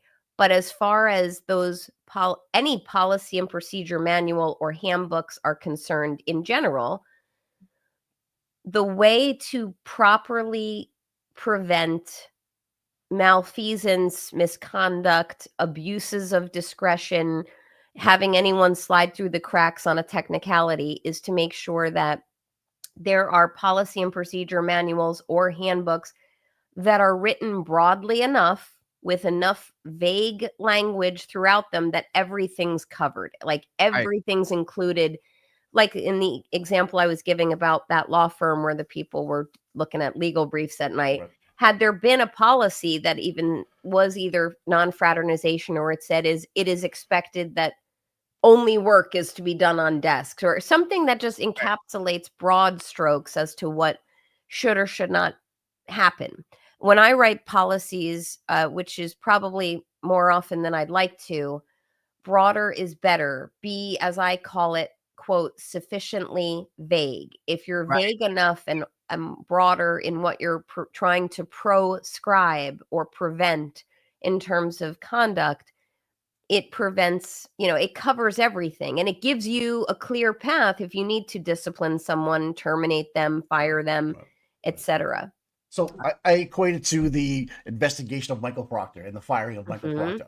Mm-hmm. Now, if I was Michael Proctor and they didn't have a policy and procedure in place about how my investigation was supposed to run from the time I took it at 7 o'clock in the morning to the time I passed my report in, then you don't have a problem. If I can send text messages about that defendant, then it's all legal. I don't care what you say. My union rep is going to tear you a new asshole. Yeah, that's why I found it very interesting that this high-profile case said Michael Proctor is the one getting fired. But when you look at the big scheme of things, if there was no policy in place for any of this to happen, it's not the first time Mike's done this, right? But it was also allowed to happen through his management team, which would be Tully, Buchanan, and Morissey. It was so much allowed to happen and encouraged. He now works as a private investigator. In order to get a private investigator's license, you have to go to the district attorney's office. So the same DA's office that fired Michael Proctor But there's no policy in place to stop that from happening. If you're a state trooper and you work for the Nova County, you cannot go back and get a PI license at Nova County. We're not going to let it happen. That's like a double slap in the face. Like, go to Suffolk, go to Essex, go to whatever. But you can't come back to your old boss and say, hey, listen, I know I'm not a state anymore, but I need a gun license. I'm going to be a PI, and this is what we're working for, who's a good old boy, and here we go. But I look back at the whole investigation technique and say, okay, Mike, well, Karen Reed's car passed 100 Ring videos. You didn't pull anything. Has it been confirmed, guys, that he is working as a PI? 100%. 100%. I don't know. 100%. 100%. 100%. 100,000%. Are you sure it's 100%? No, I'm kidding. I'm sure it's not 101. My friend's face when he showed up, she was like, "Yeah, Michael Proctor. Hi." That's ridiculous. And you're, as you were saying, it's like in order to become one, it's got to go through the DA's office. So I mean, you want to talk about allowing malfeasance to persist. You know what I mean? Like to my point, hey Mike, you're gonna eat one for the team. Right. You're gonna get your PI license. You're gonna get a walkaway bonus because we can put it under rule something. But also, Uncle Frank over here is gonna hire you for the next 30 years, guaranteed. And you're gonna get all the state contracts. You know, you're gonna work with all the ADAs and the DAs. Right. Great example to set, right, Mike? Great example. No. You can do whatever you want, and we got your back after the fact. Right. By the way, I'm going to just throw this out there to you guys. You don't know I'm doing this, but if anyone is interested in offering a super chat to Seeking Justice this morning, I will match your super chat and make a donation to Seeking Justice this morning. Wow. No. There's fireworks going off now, folks. There's fireworks going off. But I think this was a good conversation. I think it was a great, healthy conversation this morning. Well, yeah. I'm currently unhealthy, but I participated in a healthy conversation. I love stuff like this because it's this is why I still love my sports center in the morning, because you both continue to talk about issues that are so important and that transcend beyond Massachusetts, things that should matter to everyone. That's why your audience is so broad. And the issues are very important. By the way, though, and end this, cut me off at any point, but I did want to ask you guys, like, what are you doing next week with Aiden? He's in court on Monday, I think, but I think I heard, is he joining your show on Tuesday? Tuesday morning, he's coming on. Oh, that's great. That's wonderful. Yeah, he's definitely. I can only. Fingers crossed, they walk in. The judge says, all right, what do you want? Prosecutor walks up. We want to just drop the charges. Sorry, don't waste your time. Let's go home. Pray. He deserves that. Put this to bed. Enough. But I'd be lying if I knew what hearing it was. I think it's a motion hearing, but I'll have to. You just brought up something I wanted to talk about too, is that we're going to be following the Turner Boy cases, the plural. I would like to see, and maybe he has it out there in his articles online, or we need to find a central place where we can just find all his charging docs, what dates they were, who they were against, and what's going forward from here. Because with Karen, we had that. Now they might have it out there, but I don't know anything in place. They're out there. They're just not put together the way they worked with Karen, but they're all out there. Well, the short answer is, I don't even know if they're out there and assembled, properly, neatly, etc. But I will make sure that I look into that, and I'll at least put a call to arms to anybody, the Twitter warriors, like, hey, can someone do this? Now, let me be very clear. This may already exist. It's a great question you have there, Mike. Someone needs to have assembled these. Like, I know Will the Glarer went over the course of 5 streams, the charges against him. Right. But now there have since been dismissals of some of the indictments. But I will also put out a call to arms for that to be cataloged, I guess would be the right way to say it. I think that having that access to that for everybody out there that's involved in this, that wants to get involved in it, I think out of sight, out of mind, it kind of goes away. The more we talk Right. about it and bring it to light, and the easier it can be for Tom and myself and other creators just to bring it up and talk about a certain subject, like why did this happen on this date? We can go back and look at what was said. We can test it. We can break it down like the Reed case. Correct. But where, Yeah. where it's difficult for us to find said documents, either Bettero might have them or Brado might have them, and Brado's not on Twitter. So if we had a free Turtle Boy at free Turtle Boy Twitter account and had all the listing docs, like a sleuthy Yes. Excel spreadsheet would have, like you have all the tabs of what happened. I know it's a lot of work, but it would make life a lot easier. For I myself. think I have a sneaking suspicion it exists already, but I'm going to look into it and circle back with you both. Also, I saw with my strained vision, Michelle Littlefield is in your chat, and she said DAs have nothing to do with being licensed PIs, only in Massachusetts State Police. So Michelle, I'd love to have Michelle come up. Michelle she took a big hit and I don't want to say stuck her neck out, but that lady did a lot more than we can even begin to tell. So hi to you, Michelle. And yes, I think that would be a great idea. Now I'm glitching. See, I move once. I gotta improve my get up here. I built a moat mic. I bought a British supercar, and I've been streaming since January. Nan, Look at I'll that.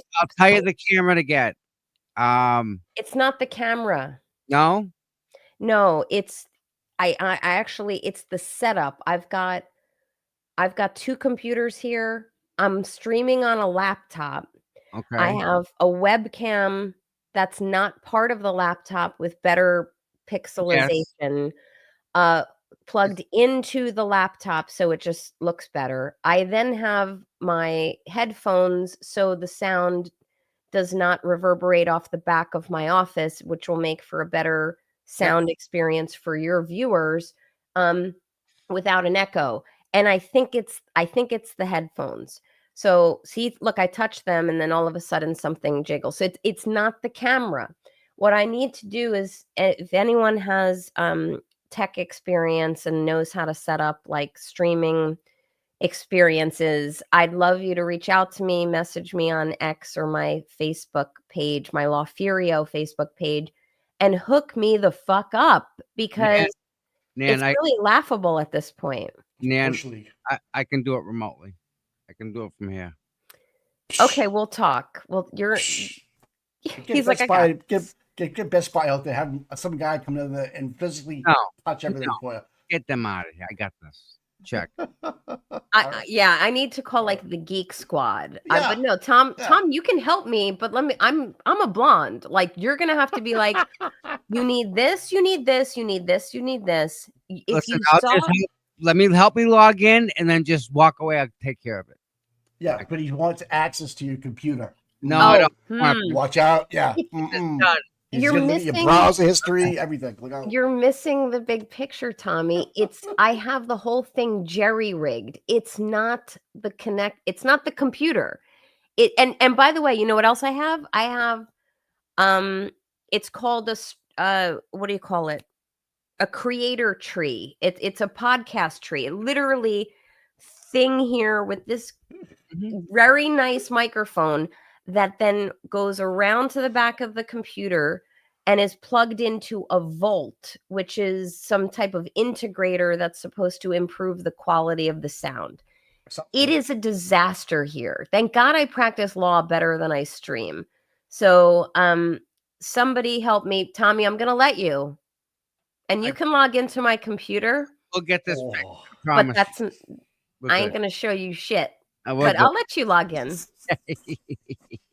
I'm kidding. No, I'm kidding, my friend. Nothing on me. No. Well, you know, you're gonna log in and look for nudes like Proctor would. You ain't gonna find any. You know what's funny? I've touched literally thousands of computers in my life. I don't think I ever went out inside looking specifically at people's stuff. I don't want it. I don't care. It's not. Yeah, my no. It's just not. You know, I'm kidding. I know you are, but like I own a computer business. People bring the machines in, drop them off, walk out the door. I I got can their only imagine. I can everything. only imagine. Mike, I'm Comes logged into their bank cameras everywhere. account. Oh God, it's crazy. But again, You it's talk not about- my data; it's their data, and I have enough for my own. You know what I'm saying? Like, I don't want no one else's stuff. So Said the thief. yeah, You know how you said the Bahamas, right? You said the Bahamas, it popped up. You got an email. That was Tom. Yeah. Man, Wasn't it? I used to send spam out. So part of Who's sending who's spam coming? out. Who's coming to the Bahamas with me? I wonder if there's free Karen Reed or free Turtle Boy supporters There is. in the Bahamas. Yeah. No, we got to Well, get that. we had people that have gone to the Bahamas and held up the signs and Yep. on the chairs. And Remember towels that they did. and stuff. So yeah, we do have them. They travel. We travel well. We travel good. It's so. By the way, I'm going to be embarking on some travel in the coming weeks. At some point, I'm going to be in Nashville. At some point, I'm going to be in Vegas. And in the latter part of the month, I will be in Florida, near the Space Coast, and then I will be in Disney. So I'm gonna, see if any free Karen readers or free Turtle Boy supporters wanna meet up. I love meeting people and just We have kind a of date shaking for hands. that? A date. You want dates? Oh, well, I will give those Okay. to be determined. Per request. Because, listen, people have been talking about sending me and Mike on a road trip. Do you guys want to come to Disney with me? How much fun would that be? The chat is gonna send us. They're gonna say where we go, we stop. They in charge of us. The chat sending us on a mission. Oh man, I could do a fundraiser to like get you guys in a Winnebago and send you on a cross country trip. Please, how about that? Please, that would be the best reality show ever. I'm begging. Oh I'm begging. God. Please, can we do that? I don't know if I'd go. I think you two have. Oh, you would have a ball, Mike. You kidding me? I don't know. I don't know, Todd. You're a little rough around the edges. I don't want to snuggle with you that night. By the way, that I'm now reminded. I have a gift for each one of you. I brought it up when I came up on Sunday, but I got so unwell, I left. I have some gifts for a few select people that I had to bring home with me. So I will be up again next month, but I may end up shipping them to your residences. So I may ask you for your address. Not a problem. Easy enough. No problem. Yeah. Have you been to New Hampshire, Nan? I went to New Hampshire once. Actually, no, I went twice. I lectured at a place called like the Mount Washington something resort, Yep. very, very big hotel. I'm And not then I went to Lake Winnipesaukee. Winnie. That we call Winnie. it Winnie. Yeah. So, Why are you asking? Because I didn't know if you've actually seen Lake Winnipesaukee. It's absolutely beautiful, isn't it, up there? Yeah, interesting. Yes, it's beautiful. That's where my parents went on their honeymoon back Oh in my God. 1966. And when both my parents passed away just a few months apart a few years back, and we knew my other parent was going to pass away when my first parent passed away. Once both my parents had passed away, shortly thereafter, I went up to Lake Winnipesaukee just to kind of share some of their memories. It was good for my soul. So I went back there and I found it very beautiful and very healing. I really like New Hampshire a lot. Winnipesaukee got a special place in my heart. Tommy only goes there because they sell Newports. No, Oh. the fish, the smallies, baby. And then I'd Squam. love to fish with you there. The next lake above Winnipesaukee is called Squam Lake. Mm-hmm. And they made a whole movie about it on Golden Pond. Oh, I love that movie. That was born. That's where that was filmed. Squam, are you saying? Squam Lake? Squam Lake. That's even nicer. It's farther up. I love that movie. Henry Fonda, Jane Fonda, Katharine Hepburn. It's a classic, all right. Yeah, they used to air it all the time on HBO when I was young, and oh man, Squatum, is that what it's called? Squam. SQUAM. But they Oh, call okay. it Squantum. Okay, yeah, my vision needs to. Indian Lake. Newfound Lake is south of Winnipesaukee. Well, I'm thinking about taking up fishing as a new interest. You'd So love if it. You you would want love to take me it. I could see fishing. on that. I just hooked up someone stole an 11-year-old kid's fishing tackle, his rods in his tackle box. So I messaged the kid's mother, and they came over, and the mother was, I gave her like a tote. The mother's carrying it, and the kid's like, "Mom, can we get more stuff?" I just kept throwing stuff in the kid's box. So they That's left. very sweet of you. I love that. I think fishing is a wonderful thing. I think everybody should fish. Mike knows it calms your mind. Yeah, anything on, because anything on the water. Yeah, anything on the water. Like I can water ski, but that's not what I would call relaxing. You drop a ski? Yeah. Yeah. Nice. Yeah. All right. But and I go up to Lake George in Yep. New York once a year, sometimes every 2 years. I love it there. It's a little commercial for me, but if you go up Oh, they got man. They got nothing else up there, right? There's yeah, and then there's another lake that I've gone to, Lake Champlain. yes, Champlain. I go up there a lot. Yeah, that's Ty Conderoga's got largemouth, and then all yes. the way up at North Hero was smallmouth. Yeah, 150 miles long. I'm thinking like in the next couple of weeks, depending on my kids' sports schedules, driving up to New Hampshire dude for a hundo. Nice. Oh my God, New Hampshire dude. Thank you. Oh, thank Awesome. you. By the way, whatever you guys, I will be in touch with you with what your super chat total was for this stream. You may not know. I think it takes about 24 hours, and I'm going to match it and donate it to you. Well, it's over $1,000 already. Mike, oh my God. Well, we could throw it, whatever it is. I'll match it, and I can throw it to just let Tom Turtle Boy. Let Tom dial into your computer. That's all we need, and the checks will keep coming every month. Boom. We got you. Oh, we got you. What are you doing here? Who's this? Come here. YouTube takes 30%. So come here. Oh, I thought she was gonna get up. Come here. Come here. Come on. Was it a labradoodle? Yeah. Hold on one sec. Come here. Oh. Let's hope she doesn't yank my headphones out. Come here. Love. Oh yeah. Oh, I Mike. got one of those. He's got one. Look at her eyes are black as shit, as I say. Oh my God, they are. Like I can't see her. This is I don't know if you can hear me because the mic is not near my face. This is Roselle. Yeah. Hey, Roselle. She's an 80-pound Bernedoodle, Bernese Mountain Dog. Yeah. Poodle. And standard poodle, right? I am her life. Well. So you should bring her up. Come here. Wow. Actually, it works the other way around too. Come here. You know? That's awesome. She's beautiful. Thank you. How old is she? She was a COVID pup. So I got her she was born on Super Bowl Sunday in 2021. So she's 4. All right. And I boarded her for the week because I was supposed to be in. Can you guys hear me okay? Yeah. I boarded her for the week because I was supposed to be in Massachusetts, and I kept her there so I could, even though I came home early, so I could rest and recuperate. And can you hear her panting? Yeah, she's loving you. Look at her. Little heavy breathing from Lothario. Look at her. You can't get a happier dog. But the interesting thing was I this dog, like, I'm her life. I don't know why. It's pathetic. She needs to find something more interesting to care about.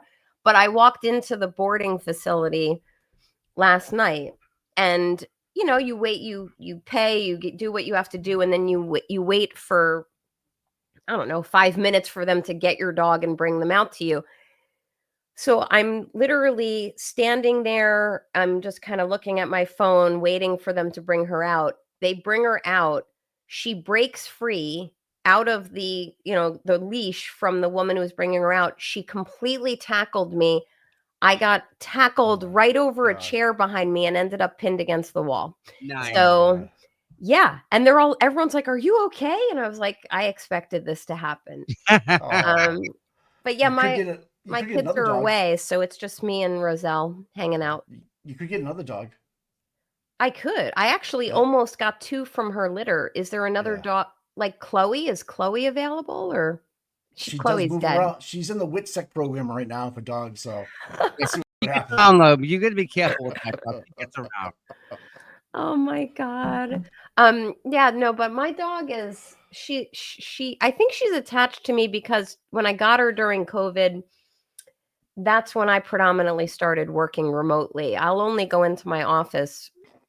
Oh, I have two offices, one in New Jersey, one in Manhattan, and I probably only go into each of them once a week. And Roselle, from the time she was a puppy, would just lie under my feet while I was working, which is all the time. So now she never leaves my side. So we need a picture of you and Roselle in a convertible. Ooh.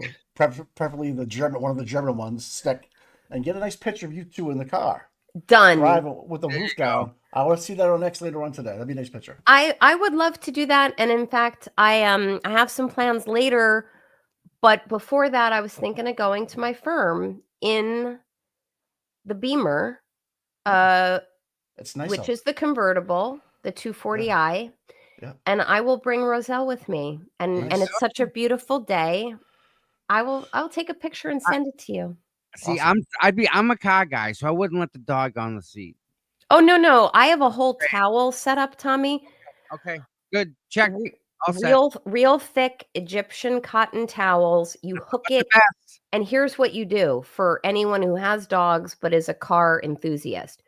Get a really thick, either Egyptian or Turkish cotton towel. Hang it, and you poke holes into it like a bath sheet. Poke holes into it. Pop the headrest off. Yep. Put the holes over where the metal prongs are for the headrest, and then drape the towel over those prongs. Put the headrest back on. Drape the towel over the seat.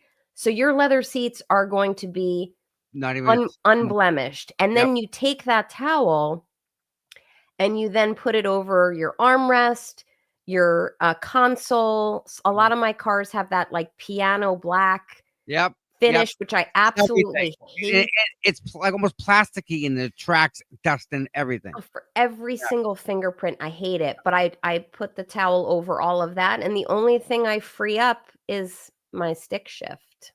There you go. You know, got to drive a standard. If you do a video, I want to hear you wind the engine out a little bit more. Please, shifting, please. Let me tachometer up that thing a little bit. Please. Let me tell you a few things, because now here we go. She leans into the mic. Let me tell you something. Check.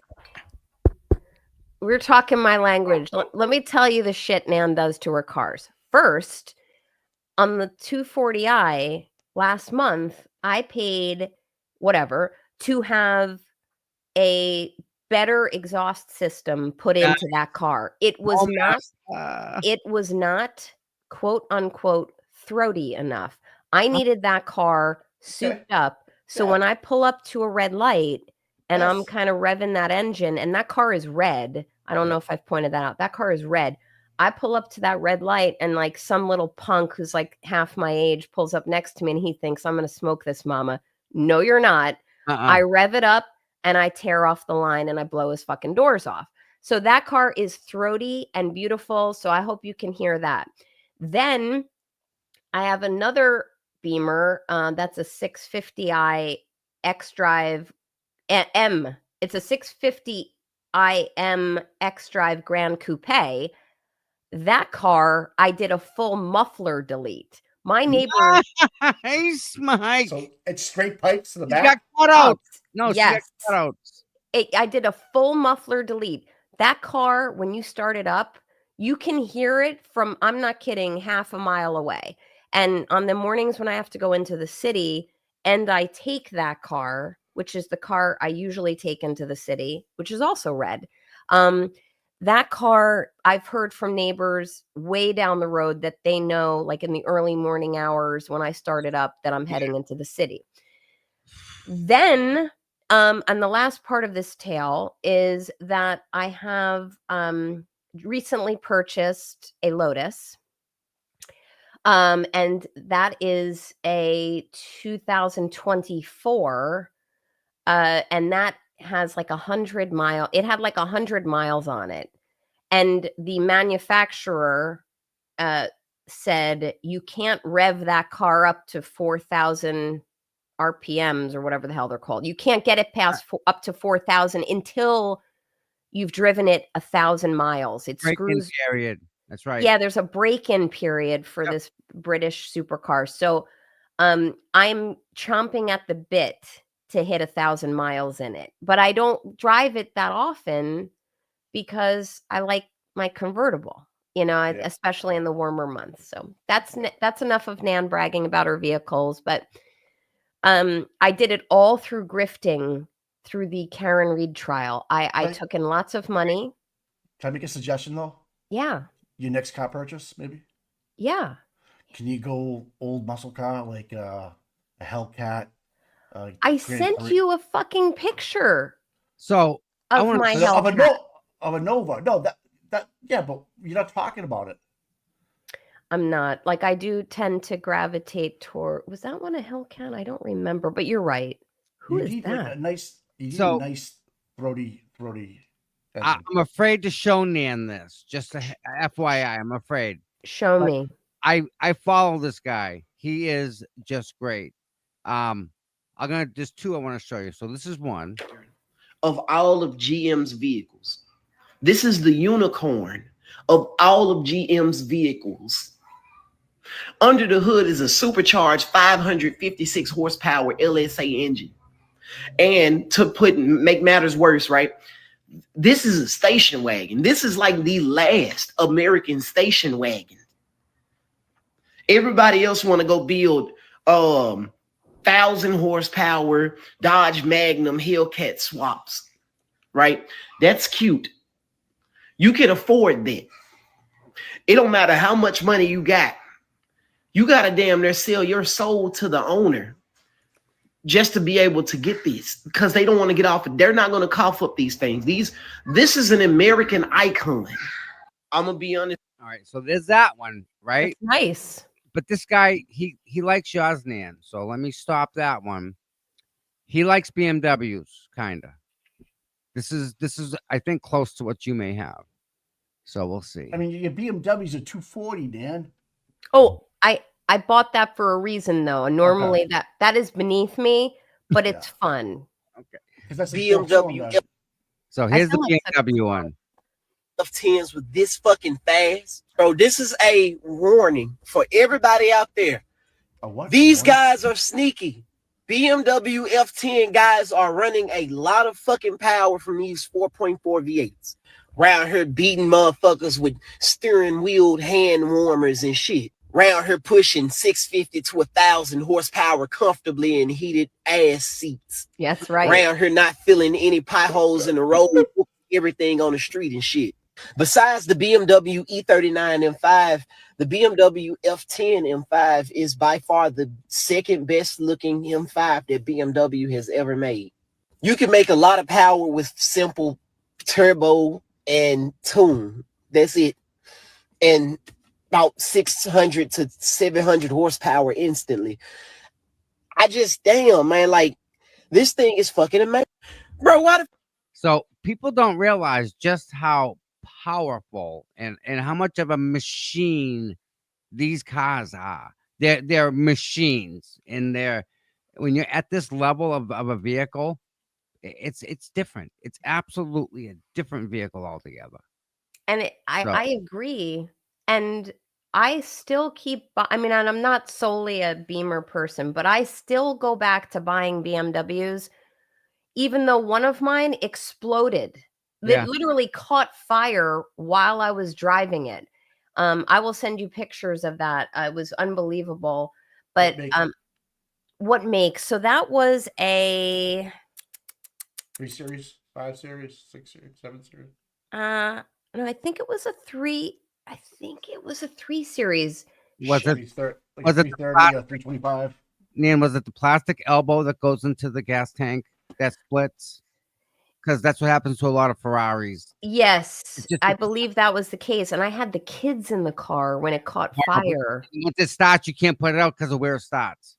I'm going to see if I can text you a picture of it. I'll I'll never forget that day. I mean, thank God I was safe, but it happened right on the side of the highway. It was unbelievable. And the interesting part about that was the car caught fire. I pulled over. I ran away from it. I obviously took the children. I ran away from it down the highway because I'm like, this thing's going to explode. My phone rings. Okay, okay, my phone's ringing and it's ringing and it's ringing. I'm trying at the time to get my husband on the phone. Yeah, like the phone keeps ringing. You know who it was? It was BMW support. Yeah. And they were calling me and they were like, finally I answered it. And I'm like, hello? And I'm watching the car burn. And they're like, yes, this is, I forget what they're called, but it's like roadside assistance. You know, this is BMW. Your car is throwing a signal to us that your car may have either been stolen or is disabled. I was like, yeah, it's fucking on fire on this. and you know what they said to me? They're like, oh, okay, but you have the car. Great. Have a good day. And they hung up. But it was actually on fire and was completely destroyed. And I had a hard time with, I was it BMW financing or whomever? I had to like, the car was totaled. Yes. I need to send you a bunch of pictures, Tommy. You're going to flip out when you see it. But I had a hard time kind of paying off the rest of the car because I'm like, this was a manufacturing problem. Right. And that car I financed. So anyway, but I still go back to Beamers. I love Porsches. I do love British supercars. See, the brand new Corvette, right? The LSX. That brand new Corvette is beating every single thing out there. It's going to break the Nürburgring track. It's going to break that record. So look out. But are they made of fiberglass though? Like I'd be everything's carbon fiber. Everything. Carbon fiber. That's it. Oh, by the way, I sent you a text. Did you get that? Oh crap. Let's see. Just so you know, that person has been extremely influential and knowledgeable in so many ways about what has been transpiring with the Camry case. Oh, yes. He helps me and Mike out with stuff, and it's always 100%. You'll know what I mean. Yes. Yeah. So yes, I have received that. I will definitely reach out to that individual, and I will take a picture of me and Roselle hitting the law firm. We want to add that to our opening monologue. Like, have the gotta have them. Gotta have it. Yeah. But I want you to see. I want it. Like I can tell how quick you're shifting, and I'm like, no, you got to keep that second gear going a little bit more, and the third going a little bit more. I can do that. I'm real sorry if my shifting. It's upsetting to me. My shifting intervals have disappointed you greatly. But we can get through this together because I'm here to help. I'm not here to criticize. No, I'm here to help. I take constructive criticism very well. No, but you're probably right. I was trying to keep a smoother ride because typically I'm with my son who's a budding social media influencer. He needs to keep doing that. He's great with that. Can you tell him social media influencer? He does really good with that. Well, he'll love this next video then if you do it right. Yeah, he's just looking for second gear, man. He wants second. I want the hat down low, the glasses on, noise when you bang second, bang. You know, bang, bang. You know, it's interesting. On this note, my children bought me a gift for Mother's Day, and I haven't worn it yet. They bought me a scally cap, which is black leather. It's badass. We ain't seen that one yet. Yeah, I think I will wear that in one of my next driving videos. Driving with Nan on Saturday morning with Tom and Mike. Oh yeah, I think that would. That's good. See, I get positive comments. In fact, when I was outside for the verdict those 2 days, so many people came up to me and said, "I love your son. He's so great." And I said, "He wants to be a journalist." Oh, he's got that already. And he wanted to either be a social media influencer or a journalist. So now that he has a phone, I'm trying to help him find his way in his comfort level and interviewing people, etc. I've received some criticism from some people online, like, how dare you put a picture of your child online? I was like, excuse me, I'm his parent. I can determine what I want to put out for him. He's old enough, right? He's 10, but I'm not, I'm a great mom. He acts older than that. He seems like The kid needs a haircut. He's up there. No, he doesn't. No. No, Mike? No. Oh man, he looks like who's that pitcher? Jacob DeGrom. Like when he's doing his pitching and he's got I don't even know if DeGrom has had a haircut recently, but when Blaze is pitching, he's got the long hair and he puts the mitt in front of his face and he's got the eyes. Now, absolutely good. That's his thing. Fucking Yes. name. Give him hair. Nailed it. And his name is Blaze, and Blaze really wants to. He was very interested in Karen Reed's case. He's always heard about Turtle Boy and has an interest in Turtle Boy. He's known a little bit about what has been happening with Turtle Boy, and I've been putting Blaze off. I've been saying things like, when he asks, like, tell me more about Turtle Boy, and I'm like, you know what? I'll tell you more after Karen's case is over. And now it is a lot for a 10-year-old. It is. Even the players to know who they are is a lot. And now that the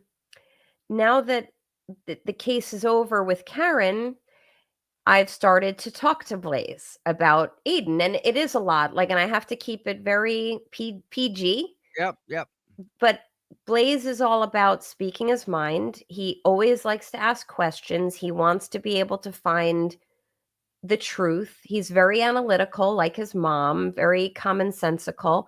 Right. So I want to, as his parent of a young child, like I want to help cultivate that. Nourish. Nourish it, because I think it's important to have inspiration. When I was his age, by that point, I wanted to be a lawyer by the time I was his age. And I feel like it's a responsibility I have to help nourish and cultivate his interests at this young age, because it can make all the difference in how he treats his education and his, he'll eventually hit a point where he's choosing colleges or making decisions as to what he wants to do with social media when he's on that. Mm-hmm. And I've received some criticism from people saying either I shouldn't put pictures of my kids on my social media. I obviously ask them first, explain to them what I'm doing if they'd like to do it. And then also I have received some criticism from non-trolls, I'll leave it at that, who have said things like, oh, she's moving on to her next thing, or she's used, isn't it funny that Nan and her son are pivoting to this or to that? And I simply say to everybody, I'll do whatever the fuck I want, and it's none of your fucking business. And I love my son. I love his interests. Yep. How can you not want to encourage and help him and see him grow? If at 10, if that's what he wants to do at 10 years old, man, give him as much as he can take. Like, I agree. It's only going to make him so much smarter down the road. He's already there. Yeah, and the first time I guess he was involved in this. Okay, so I guess I've been streaming as a guest since January. The first time my son kind of got involved publicly was he had like secretly recorded me when I was driving my car, and he started interviewing me. So that had to have been May, because that's when he got his cell phone. And when he recorded me, and I'm like, what are you doing? And I saw his little video, and I'm like, I'm going to post this. And then he asked me about it. Mommy, like, what did people say? Did people like it? I'm like, people liked it. So he was like, I want to do another. And the weather has been cooperating where, I'll take the convertible out, and he wants to do another and another. So, I'm scheduled next to be at a game for him on Sunday, and we'll see about, I don't know what the weather is, but maybe I'll put him in the car and we'll talk about some of these issues. I'm even talking to him high level, very, very high level about Sandra Birchmore's case in a way that would never be inappropriate for a young child. Right. And that's my choice to do that. And he's a justice fighter. He's very much like me. And it's really, it tickles pink that I named him Blaze. I chose his name, and he is fiery and like his mommy. He's grown into the name. Yes. Nothing. Nan, it's got to be a parenting win to see your son. Yeah. What he's doing now at this age, as well as he is. I mean, how you think so. That's a checkbox. That's a wicked big win, Nan. Thank you. I'm really proud of him, and I'm proud of my daughter, who is a wonder. She's 12. Her name is Fiona. I love her so much. She is a very, very skilled softball player. She made the national softball team. That's big stuff. Yep. Yeah, They're tough girls, man. She's a badass. I'm so proud of her. She's also was a very strong Karen Reed supporter. I can't say she's a Turtle Boy supporter because she's 12, so like she doesn't care so much about what mommy talks about anymore. But Blaze sure does. And both my kids are the apples of my eye, and they know, like, I'm streaming this morning with you guys, and they were so happy that I got to watch Sports Center. So I don't want to take up much more of your holiday, but I wanted to wish all of you guys a very, very happy and healthy 4th of July weekend. Have a cocktail or not, Tommy. Relax. I can do that. Be healthy. And guess what? Try to watch some fireworks and celebrate today, because there's a lot to celebrate, both nationally and for our country, but also locally up there. You had a big win recently, and let's just kind of celebrate for what's to come for Aiden, and hopefully some justice for Sandra Birchmore and Enrique Delgado Garcia. And, you know, I love you all so much, and it's a pleasure to always be with you. It's mutual. And please tell your son he's doing a dynamite job. Everybody loves what he does. Thank you. From his point of view. And if he has any questions, I'm more than happy to answer them. Thank you. And at some point, Tommy, I'm going to talk with you about your text to me. And then I'm also going to talk with you about my jerry-rigged setup here. Figure that out. Yep. Yeah. So thanks for having me, guys. I miss you so much. And I'll catch you guys in your chat on your next stream. Nan, have a wonderful weekend. Be safe, and prayers to your whole family. Thank you so much. Thank you so much. Bye, guys. Take care. Love you, Nan. Wow, Mike. That was a pretty good holiday show, huh? Yeah, that was good. That was some good Q&As. That was nice. Yeah. Awesome. Freaking fabulous. Well, thanks for doing it. In my mind, we weren't going to, but like I said, it's kind of weird not doing the show anymore. So if I got to do a show, because my day's doesn't get set the right way. But anyways, good day. It was a good conversation. I'm glad she was on. Yep. She's got great insight, great natural instincts about how things should go. Chat, you guys are great, dude. You guys are great. How can we help Aiden? How about showing up at the courthouse on Monday at 2:00, or show up here, even watching? Oh, by the way, hit the like and subscribe. By the way, yeah. If you don't, I love these tattoos. Look at the mic. See them? How they're like 3D. What's that? To hit the tattoo. Oh, Jesus Christ! Badass. Huh? Yeah. Holy shit! Yeah. On his arm, pretty badass. You don't have to like Turtle Boy, but if you're a fan of the truth, you must listen to him. The truth is absolutely right on the money. Yeah. Grant's rope belt. I love the name. Yeah, best handle so far. Just looking for a belt. Happy 4th. And then Donna, 5 memberships. Wow. Thank you, Donna. RVA again. Nan, Mike, Tommy. Brother from another. You're welcome, brother. Thanks, man. $20 from IW. Thank you very much, IW. £2 for the Disney trip. Awesome. New Hampshire dude, $100. Oh my Jesus word. Christ, man. Thank you so much, bud. That really helps. Yeah.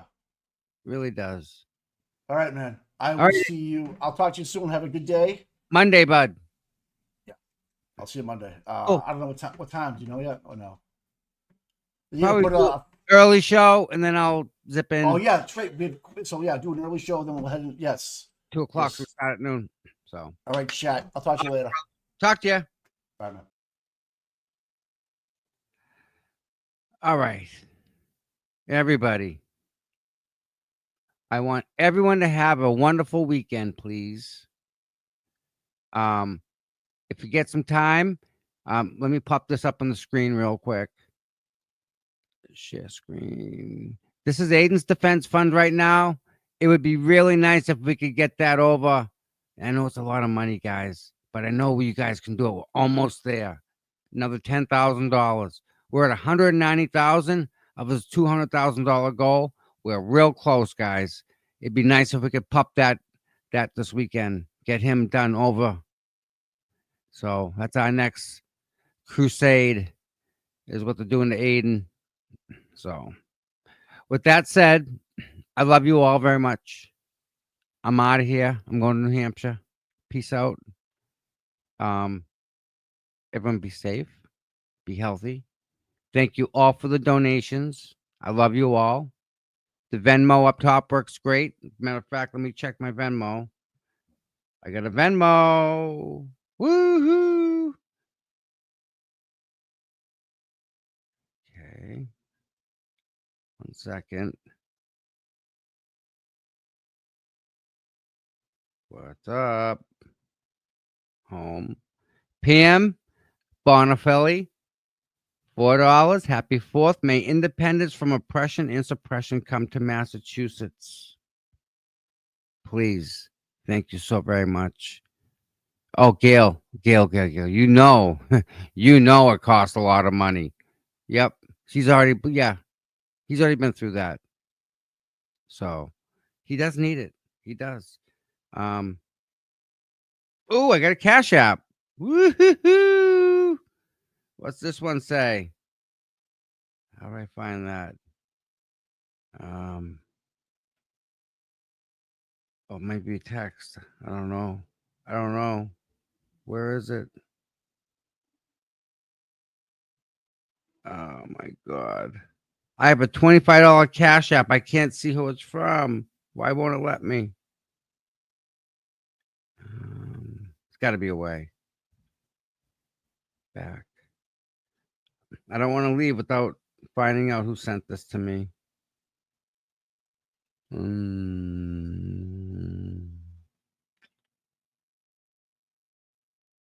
Come on. Sorry, guys. I'm really screwing up here. Oh my God. It doesn't tell me. Oh my word. Listen. This is going to make me go crazy. Here we go. What's this? All right. I think I got it. Wait a minute. Loading. Donna Rash paid me $20. Donna, thank you so very much. Wow. And I got one more. I got a $5 one and a $20. No, must have a $10 one and another $20 one. So that's $30 and it's still loading. It won't come up. Loading. So with that said, I will try and get up. There we go, Donna. Thank you so much, everybody. I really, I just can't thank you all enough for being here. It's a nice feeling to see everybody in chat and, to be able to talk and have you guys, be part of that.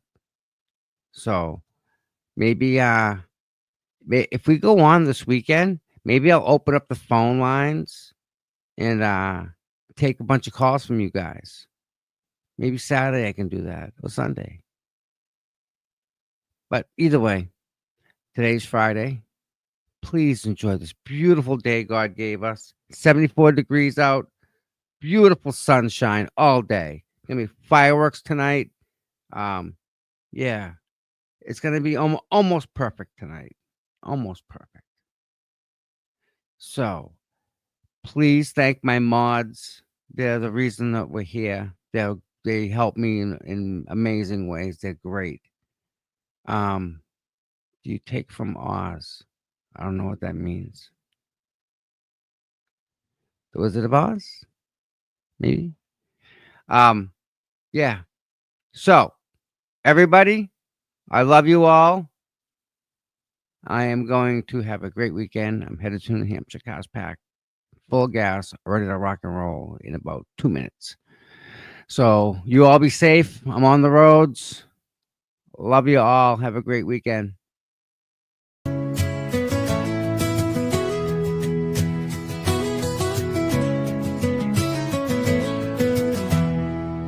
Cold mornings, cracked pavement, courthouse steps. He's there before sunrise while the world still rests. No cameras needed, no spotlight glare.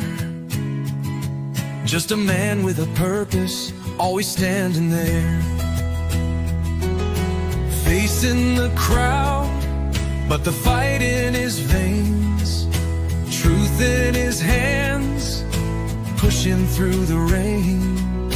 Karen sees him, she knows what it means when you've got boots on the ground and you fight for your dreams. Boots on the ground, day after day, standing for truth in the hardest way.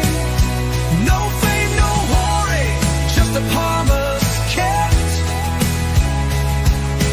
Tom CPU, you never left. He don't ask for credit, don't ask for praise. Just fight in the good fight in 1,000 ways. When the cameras fade and the voices die, he's still right there, never asking why. He's got a handshake that you can trust, eyes that don't blink when it comes to us. Karen smiles because she knows it's true. She's got a soldier and his name's CPU. Boots on the ground, day after day, standing for truth in the hardest way. No fame, no glory, just a promise kept. Tom CPU, you never left.